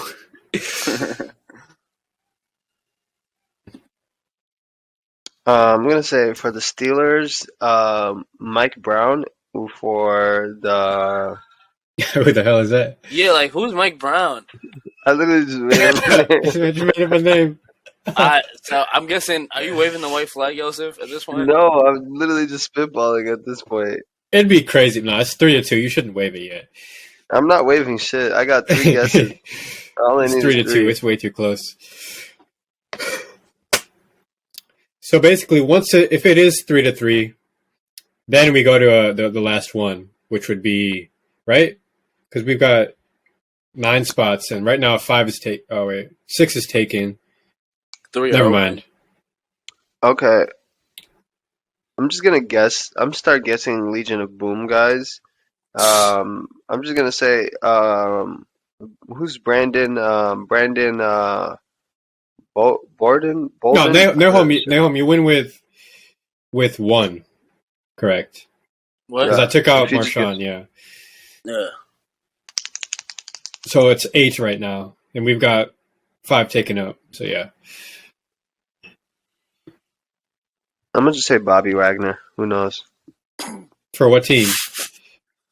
For Seahawks and Steelers. Yeah, I don't think that's correct, but let's look I that would up. like a confirmation. Lions. Man, what you looking down for? Incorrect. Both thumbs out of sight. I'm not cheating like you. My shit like right here, nigga. My phone up. I'm literally just looking down like this. But you don't want me to look down? Fuck it. I put my shit right here. What the fuck? Ain't no one gotta cheat. Dude, I ain't fucking. I ain't even hating. Like, what you doing right now, bro? Look at this guy, man. Bro, I'm Yeah, literally not on shit, bro. I'm literally on my phone's fucking away. homepage. Phone's away. Bro, niggas getting bored trying to think of this shit, bro. Started opening up Hinge, see how that's busting, bro. Open up Google. Oh, Ask one of my hoes, be like, yo, look at Steelers and Lions. I damn near want to ask Schwab. Right? Can I get a phone a friend? Can we get a phone a friend? that's crazy. That'd be elite. Oh no. Okay, so what teams we looking at? Just Steelers right now, really? Steelers, Steelers and Lions would be the easiest one. I feel like they might share a common running back or a common bridge quarterback. I know they used Trubisky, Mitchell Trubisky. I don't think he played for the Lions. No, he played for the Bears. He played for the Bears, and then he played for another team in between. No, he didn't. Yeah, he did. Buffalo. Okay, then. Oh yeah, Buffalo. Yep. Damn. You be trying to act like I'm crazy. You are. Let's see. I'm gonna look him up just because y'all are the ones playing. So Seahawks and Steelers players. Yeah. Oh damn. Hold up, is this correct? I mean, you can't use multiple players, but In the TikToks you can but I mean, these are your rules, so I mean, it's just like our rules are kind of like more strict, but like yeah, I know. I don't want it to be so easy for you guys. I don't know. Maybe Yosef wouldn't get any more if we were to do double the players. But you would. I would. Vanessa. Okay, then. You I'm definitely anti it. What are you talking about? That's not my fault. You don't know your shit. You're right. I do not know NFL history. I suck at remembering players. That's why I'm having such a hard time. I could secure 2 points right now if we could double the players. That's all. I'm gonna say, Guess what we're not gonna do? double the players. No. With notable. All right, how about this? Do you guys agree to a tiebreaker? Whoever gets this one wins. No, because I have the advantage. That's crazy. Yeah, that's true. That's so crazy. Yeah, I like that. You should to slide that in. I appreciate you. That's crazy. Hey, man, I could not I find need the anybody. points too. This nigga ahead of me, bro. Like I have to lock this up. Honestly, Throwing the white flag, Yosef. I'll throw the white flag. Fuck it. Good shit. All right, I'm there actually you go. proud of myself. that I Geno even Smith got would to- have been Chargers Giants or Eli Manning Chargers Giants. Like I'm actually proud of Yep. myself that I got to. These teams that I'm not right. familiar with at all. I mean, you just guess journeyman though. Yeah, I know. I mean, All right, I'm Nahum, you're at 117. questioning. You're 6 away from Yosef. Oh yeah. Bullshit. All right. You should have just gave me the points, Nahom. At least one of us could have a JJ jersey. Fuck. I'm just not trying to come in last place, buddy. You're coming in last place, bro. You want to put bread down? You want to put bread down? At least I win something. I I'm got down. I'm not trying to come in last place. 100? All right, bet. Oh. Shake on 100. Nasty ass. I know you like your odds. I do love my odds. I'm a fuck around. All right, and let's get- get into these predictions, man. That was a fun game. Huh. That was a fun game, but let's do that shit again for basketball season for sure. Nah, I mean we'll do it. We'll do it for the basketball one too. Yeah. That sounds like a blast. But let's go prediction time.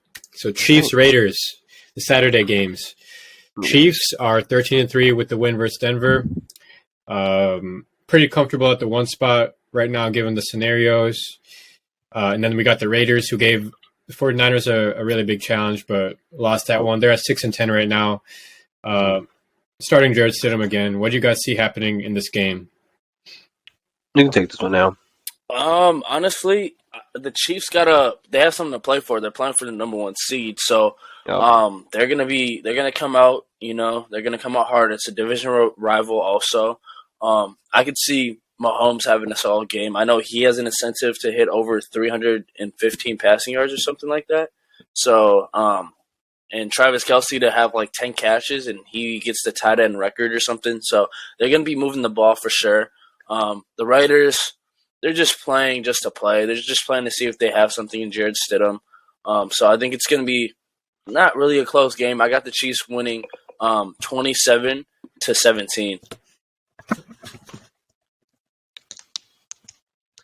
All right, so I think you broke it down pretty well. The incentive structure here is the Chiefs are really looking to win this game for the division matchup. I think the Raiders are just playing to play for their coach if they like him. It seems like for the most part they're just looking to be competitive. I don't really think they even care if they win or not. But I do think this game is going to be closer than what you project. I got the Chiefs winning still, 32-27. I actually think it's going to be a lot closer, but it's going to be a shootout. Should be a fun game to watch here in a little bit. I think it starts in 2 minutes. So that should be a fun game to watch as soon as we get off of here. Mm-hmm. And then the AFC South, big matchup tonight for the winner of the division. It's Titans going to Jacksonville. So Titans have another loss last week against Dallas. Wasn't really close. Once again, going into this week with the backup Joshua Dobbs as starter in this game against Jacksonville, who beat Houston last week, and they're at 500. So do you guys give the Titans a chance in this one, or do you think Jacksonville is going to get to the playoffs for the first time since 2017? It was about 6 or 9 weeks ago we got together on this beautiful podcast, and I proclaimed the Jaguars are going to win the AFC South. When we gotten to the point where they have the opportunity to do that right now, coming off a few good wins, a few back-to-back dominant performances, one might say, I see that sustainable that momentum to sustain itself. The Titans haven't shown me anything for about a month now. Willis doesn't seem like he has any upside with his arm right now. Maybe in the future. Easy. He's not even pack starting. The box. Willis? He should be starting. He's not Who's starting over him? Who's starting over him? Joshua Dobbs. Joshua Dobbs, man. Makes me feel even better about my pick. One-dimensional. Derrick Henry. Jaguars are good against the run. Campbell's going to eat that boy up. It shouldn't be that close. I got a 27-17 shellacking by the Jags. Yeah, I mean, you broke it down pretty good. Jacksonville is going to run off with this possibly. I mean, it is a divisional game, so they do know each other, but I think Jacksonville knows way more about Tennessee than Tennessee knows about Jacksonville's offense. And I can see Trevor Lawrence having a great game. And just the Titans, they just aren't in sync, chemistry-wise. So, yeah, I got the Jacksonville Jags winning 30-21. All right. Next game we got on Sunday, Buccaneers-Falcons. No incentive in this one. Buccaneers are 8-8, winners of the NFC South, beating Carolina last week. Falcons won off the Younghoe Koo field goal against Arizona last week. They're at 6-10. Have played with Desmond Ridder the last couple of games. Looked all right last game. This one's at home. What do you guys see happening in this one? Do you know if they're benching anybody, or are they playing their starters? Who? Bucks. Bucks are benching, I think. Because the Bucks have no incentive, right? Yeah. Let's look at the injury report. But keep going. Yeah, I was gonna say. I mean, Atlanta, they're promising, but I mean, if I low key like Atlanta, they're more talented than the Bucks at times. During this whole season. During this whole season, yes. They don't. They either have more talent Yeah, or they I'm don't. saying at times. Overall, they don't, Okay. but at times Atlanta looked better than Tampa Bay did Okay. on Sure. defense Sure. and offensively. Yep. And I think this is going to be a sneaker game, and I got Atlanta winning. The Bucks don't have no incentive to win. I think Atlanta's trying to build something with Desmond Ritter. I got Atlanta winning 24-16. 24-16. I think that's solid. I also don't think this game is gonna do much. But I have the Buccaneers winning 23-17.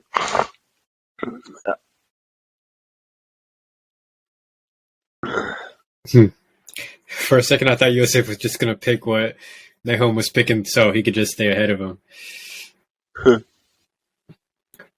Nah, I Patriots. honestly, I was gonna say the Falcons. I do think that if the Bucks are sitting, that they have a good chance. The Falcons have a good chance to win. I Mhm. just Even don't. if they're not sitting, they still have a decent chance to win. So that's why. Not Yeah, really. I I think their mean, run defense has gotten better as the season went along. So I'm not really stressed. I think the Bucks still have the kind of the fervor to win, We'll see. even without Brady. I don't know if Brady will be playing or sitting, but did we get any confirmation on that? By the way, oh, so it looks like Brady is going to be playing in this one. perfect. Yep, that's all I need for my Bucks to win. They're not my Bucks. I don't know why I just said that. Fuck them Bucks. Bucks. Wow. Yep. All Go right, ahead. next one. Next one, we got Patriots Bills. This is big for the Patriots. They're going to have to win this one. Going to Buffalo, who obviously had their game postponed on Monday night, or canceled rather. They're at 12-3. Not sure what their clinching scenarios are, but I do know the number one seed is still alive for them. But it's looking pretty unlikely if the Chiefs get this win coming up here today. What do you guys see in this one? Patriots obviously need a win. So this is The Patriots need to win. Oh, my bad. Yeah, Go ahead. Patriots need to win. But I think this is the new team that we're seeing in the Bills. I think they're going to come in well rested, as rested as you can be with a traumatic experience like that. But overall, they'll be coherent. They'll be playing with cohesion, and they'll be a force. I definitely don't think that they'll be letting loose at all, like letting the Bills get back to them. I think this is a low key rivalry. Just kind of, over the years, all of the times that the Patriots have shellacked the Bills, and this is a get back game. They're feeling bad. They didn't get to play last week. I think they're playing for their boy Hamlin. This should be a good game, only because the Bills thirst to win this game in order to get to playoffs. But I don't think we'll be as close as the score says it will. But I have the score being 27-23 Bills Wow, I got the same exact score. Like that because I on. read your mind, Yeah. or you just copied me so you could make sure you don't lose. No, I get it. you should have let me Fair go strategy. first. Do you want to give any analysis for this game, or are you good? Nah, I'm good. You got it pretty much. I just don't think the Patriots offense is going to be able to compete with the Bills. So yeah. Oh, okay. How about? Do you think the Hamlin injury will cause any fervor? They're just going to be. I feel like traumatic experiences usually unite good teams. So Yep. Yep. So yes. yeah. Next one, we got Vikings Bears. Vikings at 12-4 after the loss versus Green Bay. Bears lost to Detroit last week in Ford Field. They're 3-13 right now. They're going to be sitting Justin Fields, so Peterman will be the starter. Vikings looking like they're going to sit anybody that's on the fence in terms of questionable or not, but they are going to go ahead with their starters in this one. So, what do we see happening in this game in Soldier Field? It's going to be a bounce back game for Kirk Cousins in the offense. And then on the opposite side, they have Nathan Peterman playing, and he's not that good. So I see the Vikings taking over the Bears. It's not going to be that close. And they're going to look to get the second seed. I think this is going to be a confidence boosting game for the Vikings defense. They actually really need it. So it's going to be a game where the Vikings will win 27-4,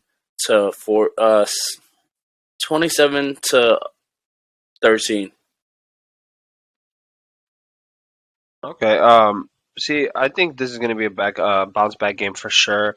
For the offense and the defense, I think the Vikings do a really good job after losing a game this year to bounce back and play with emotions and play with intentionality.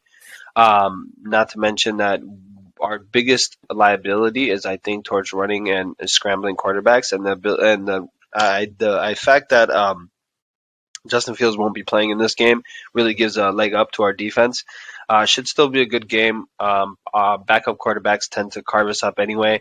I just don't think they'll get that close. 28-17 Vikes. Skol.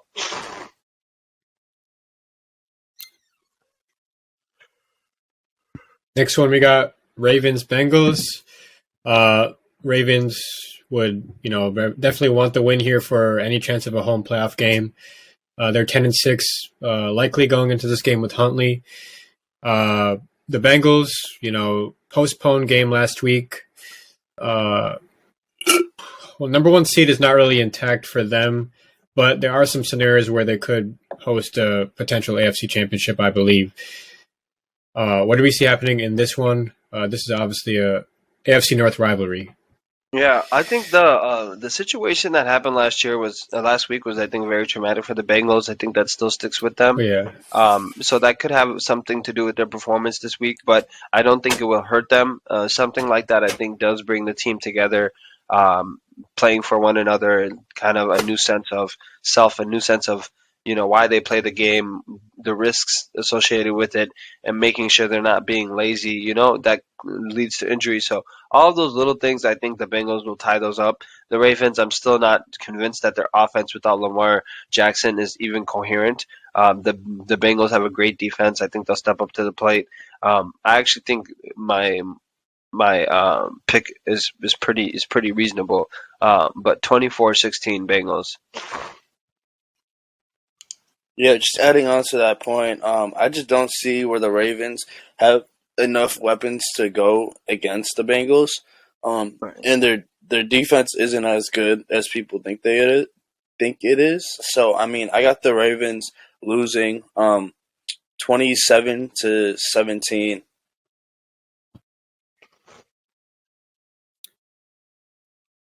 Next game, we got Texans Colts. Both teams pretty much, just fighting for draft position at this point. Yeah. Texans are 13-1, lost to Jacksonville last week, but did get that win against Tennessee a couple weeks back. Colts are, 4-11-1, lost to New York Giants convincingly last week.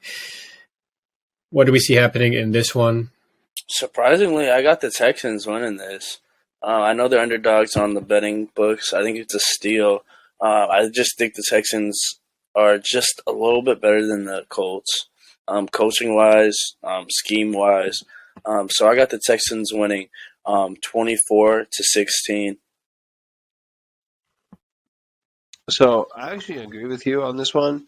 I think the Texans have been due for one ever since they lost their quarterback, David Mills. They've been playing a lot better than a lot of people, I think, expected them to play. I think they are about time to win. The Colts don't have any reason to win. Jeff Saturday's out of there. Really, they're tanking. I don't really see any incentive for them to win. They still have a decent chance at winning this game, but I'll give the nod to the Texans. I think it's going to be 27-23. 27-24, sorry.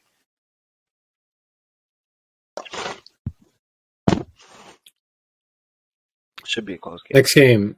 Next game, we got Jets and Dolphins. So the Jets are officially eliminated from the playoff contention at this point with that loss to Seattle last week. Dolphins still have a chance, have to have some things go their way at this point. They're hosting this game. They're hosting New York Jets. With Skylar Thompson as starting quarterback, making it a much more difficult task for them to get past this game. Especially with the Jets defense, we know how strong that can be. What do you guys see happening in this game in Miami? I think it's Joseph's turn, actually. Yeah, thank you. This is going to be an interesting game. I think both of their defenses will come to play as both of their offenses are kind of limited. So it should be a slow game. I can see it picking up maybe in the fourth quarter.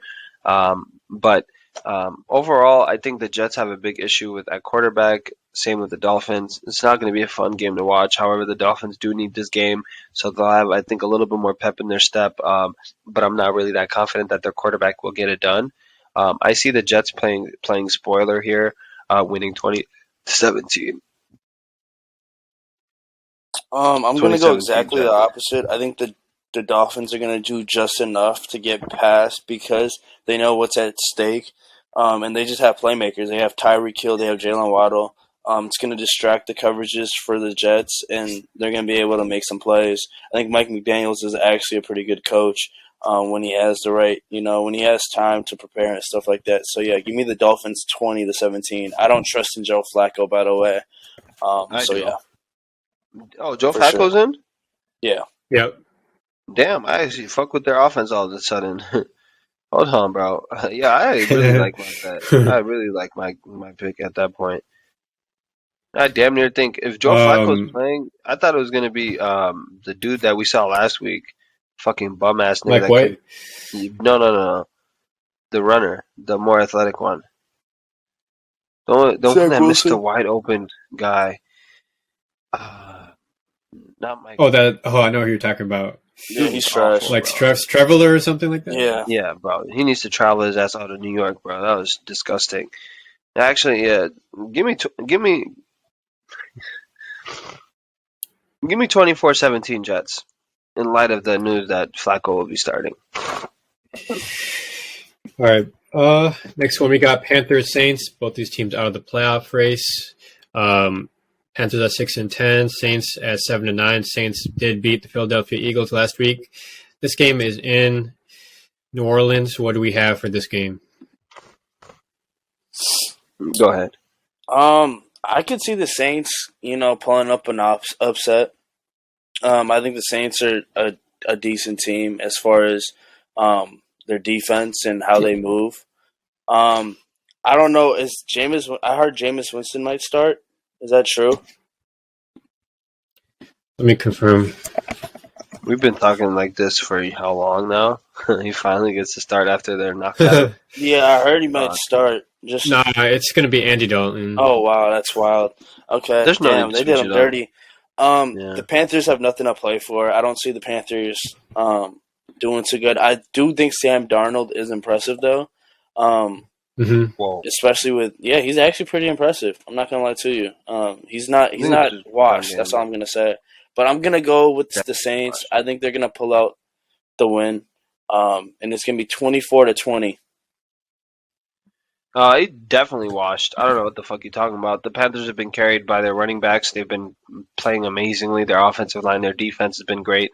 The Panthers are a better team. They're a better roster.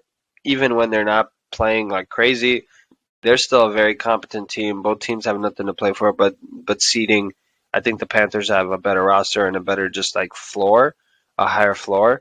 So based on that, I think this is going to be I think it's going to be a higher scoring game than one might think. Let me get 27-20 Panthers. I like it. I like it, Picasso. Thank you, Dick. Hey, home, you said 24-20 Saints. Yes. Gotcha. Okay. Next one, we got Browns Steelers. Browns are out of the playoff race right now, but they did beat Washington to eliminate them. Steelers had a big time win at the end against the Ravens. I think it was Minka Fitzpatrick who clinched that win for them Mm-hmm. on Sunday night. They're 8-8 right now. They're definitely going to want to win this to just have any chance of making the playoffs. What do we see for this game? Obviously, the Browns have been playing a little bit better, though. I got so the Browns have been playing better. I think actually what's really nice is their defense is not giving up as much rushing yards as it was earlier in the season. Their DBs are obviously amazing. So the Browns solidifying that run attack, that run defense, will do them justice here. And I don't think the Steelers really have the manpower at running back to really challenge the Browns at their weak point. With that being said, the Steelers do have something to play for, but again, I do see the Browns kind of picking up some steam. Jameis, Deshaun. I almost said Jameis Winston. Deshaun Watson has been, playing a little bit better, shrugging the rust off. I definitely see a scenario where the Browns play spoiler again, and I don't have any faith in the Steelers, even though I would love for Tomlin to go, to continue that winning record achievement that he's, has been rolling in some like 10 plus seasons undefeated. I mean, Yeah, without a losing more record. wins. Yeah, I think Yeah. this is going to come to an end this week because on the hands of the Browns, some poetic justice there. 2017 Browns playing spoiler. I got a lot of spoiler games, but I don't believe in a lot of these AFC in the hunt to ass teams. You said what score? 20-17 Browns. Okay. Mike Tomlin's well coached. Kenny Very. Pickett's coming off one of his Best games. his better games.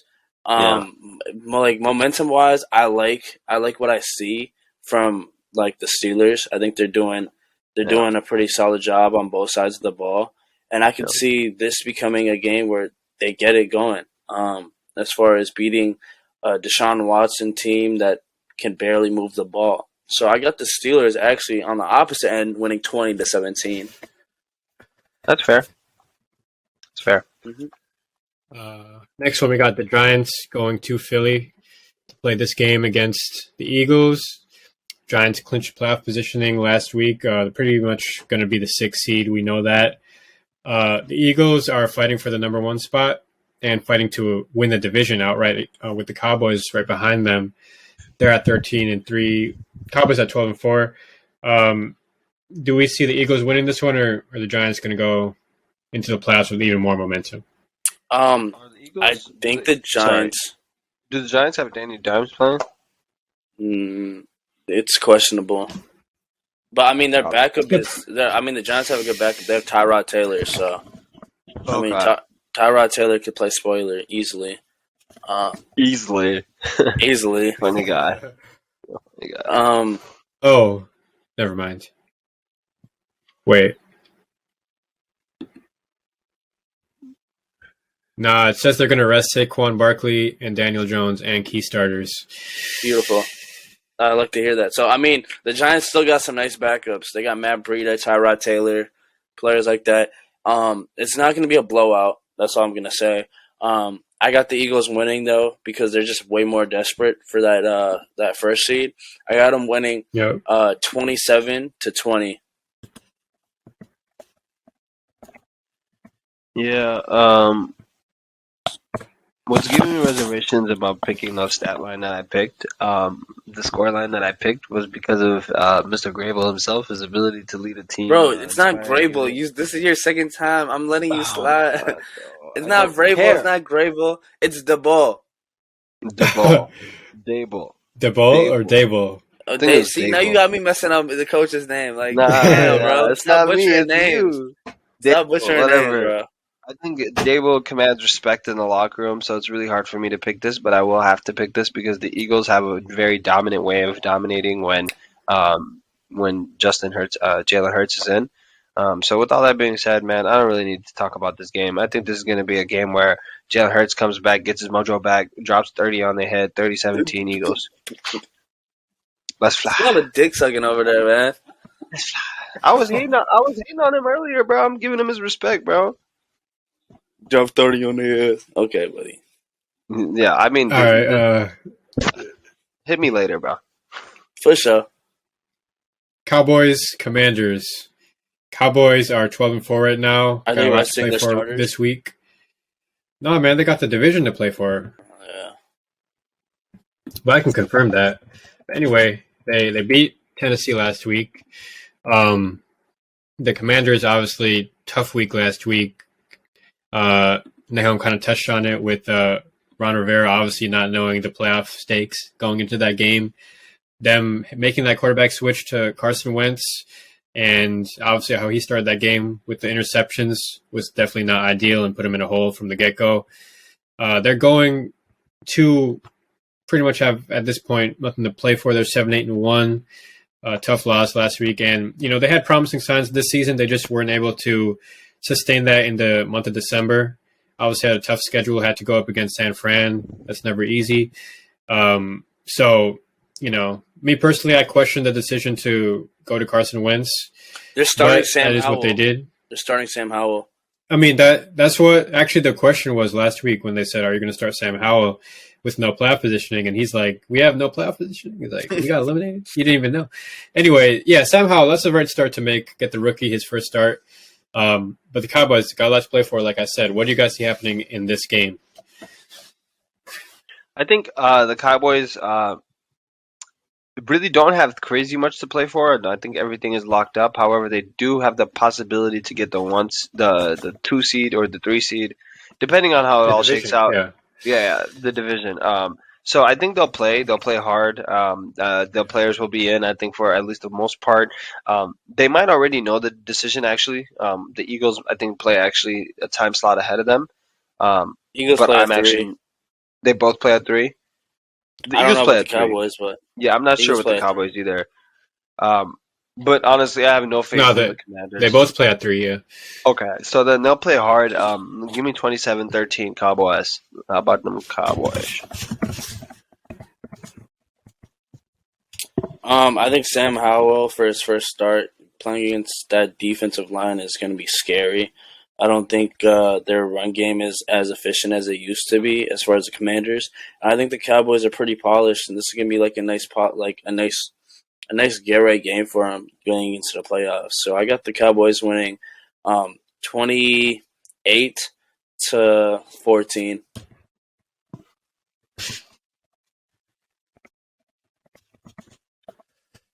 Next one we got Chargers Broncos. Chargers at 10-6 right now. Beat the Rams last week. They're obviously clinched the playoffs a couple weeks back. In terms of their seeding, looks like they're locked in at number 5. If the Ravens lose on Sunday to the Bengals. But yeah, the Chargers are going to obviously get into the playoffs. Justin Herbert's going to make his first playoff appearance.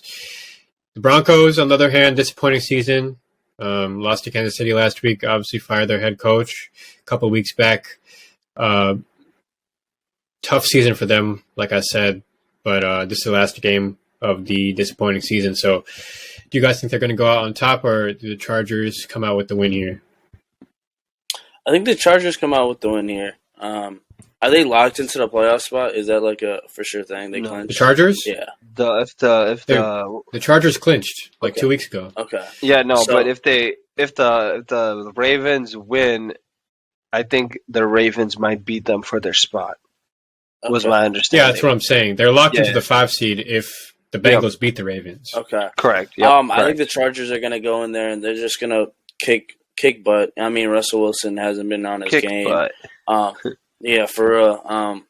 And I just see the Chargers winning 24-13. I think the game will be a little bit It's gonna be- closer than that. It's gonna be low scoring. It will be low scoring, but Russ will be playing for his life. Not really, but Mhm. just for his, just kind of like perception and everything. I think that still matters a lot to him and the Browns. I mean, his their perception's defense. already been made. No, I don't think it has, bro. I think he's been shifting it around, especially as of late. Like, people are low key like coming out of the woodworks talking about how they started defending him and stuff. So, I think they'll play hard. The Broncos have no reason not to play hard. They have, it's not like they could tank. You know what I'm saying? Just let this one go. But I think they'll play hard and make it a challenge. But the Chargers, they'll take care of business. I have the Chargers winning 20-17. The game of the week. Dun, dun, dun. Seahawks? Oh, Yeah, that's not it. Rams at 5-11, lost to the Chargers last week.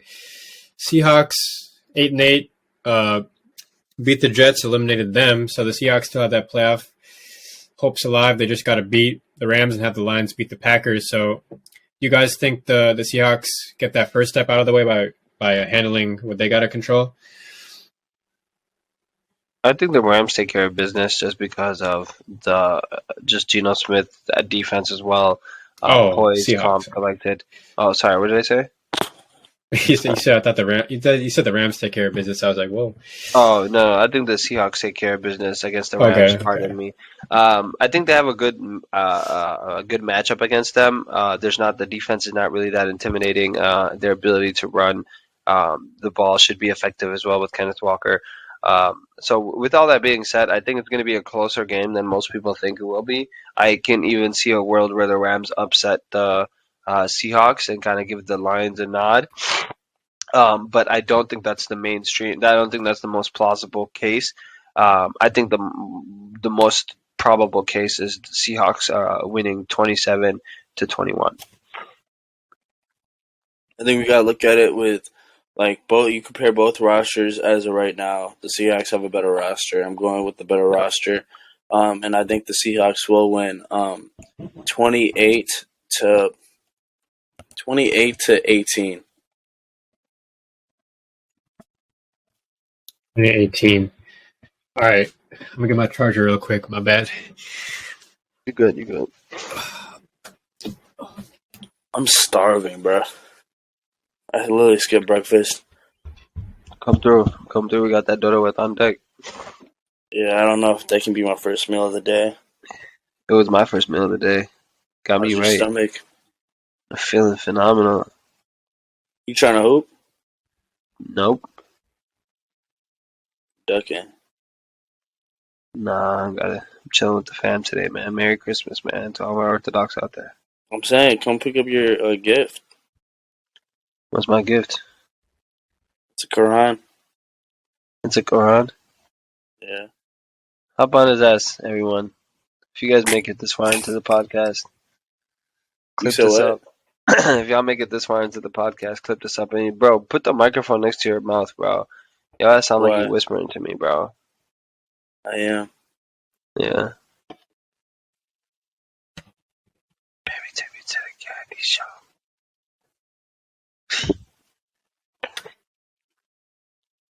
Oh my god, bro. Let me text my mom to make me some food real quick.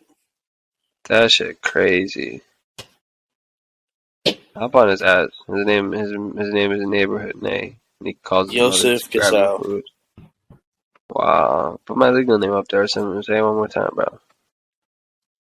Fucking faggot. Just kidding. You know we about him.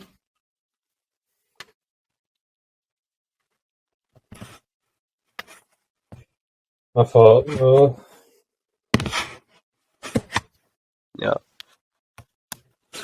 You good. What you up to?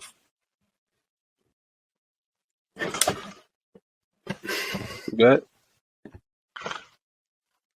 What's up? You good? Yeah. Perfecto. All right. All right, y'all. Let's finish this up. Yes, sir. Whenever you're ready. Mr. Manasi, Whose turn was I it? think you haven't introduced. All right, yeah, I'm game. gonna introduce this game. Ready? Are we good? Mhm. Yep. All right.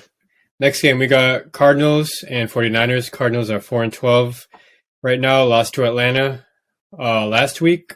They're gonna go with, the backups to finish the season. I think just disappointing season for them. I'm not sure Wait. what they're gonna do with Kingsbury. Gone. They're benching their starters. Oh, I meant to say backup quarterback. Oh, Brock Obviously Purdy. with Kyler Murray. No, they're gonna Arizona. McSorley, Okay. right? Yeah. Yeah. Arizona. They're going to go with McSorley to finish the season here. 49ers, they have this home game. They need this win just to make sure at least they're going to be a 2 seed. Maybe if other things go their way, they could end up at the number 1 seed. Potentially, they could end up at the 3 seed if they lose this game. So definitely not going to sit well with them, knowing that they could handle their own destiny.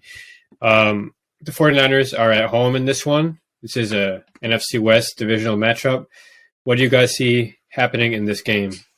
I mean, it's gonna be quick. It's gonna be like a quick, cutthroat game. I think the 49ers are just gonna take care of business. They're not gonna play with their food, and they never usually play to the level of their competition.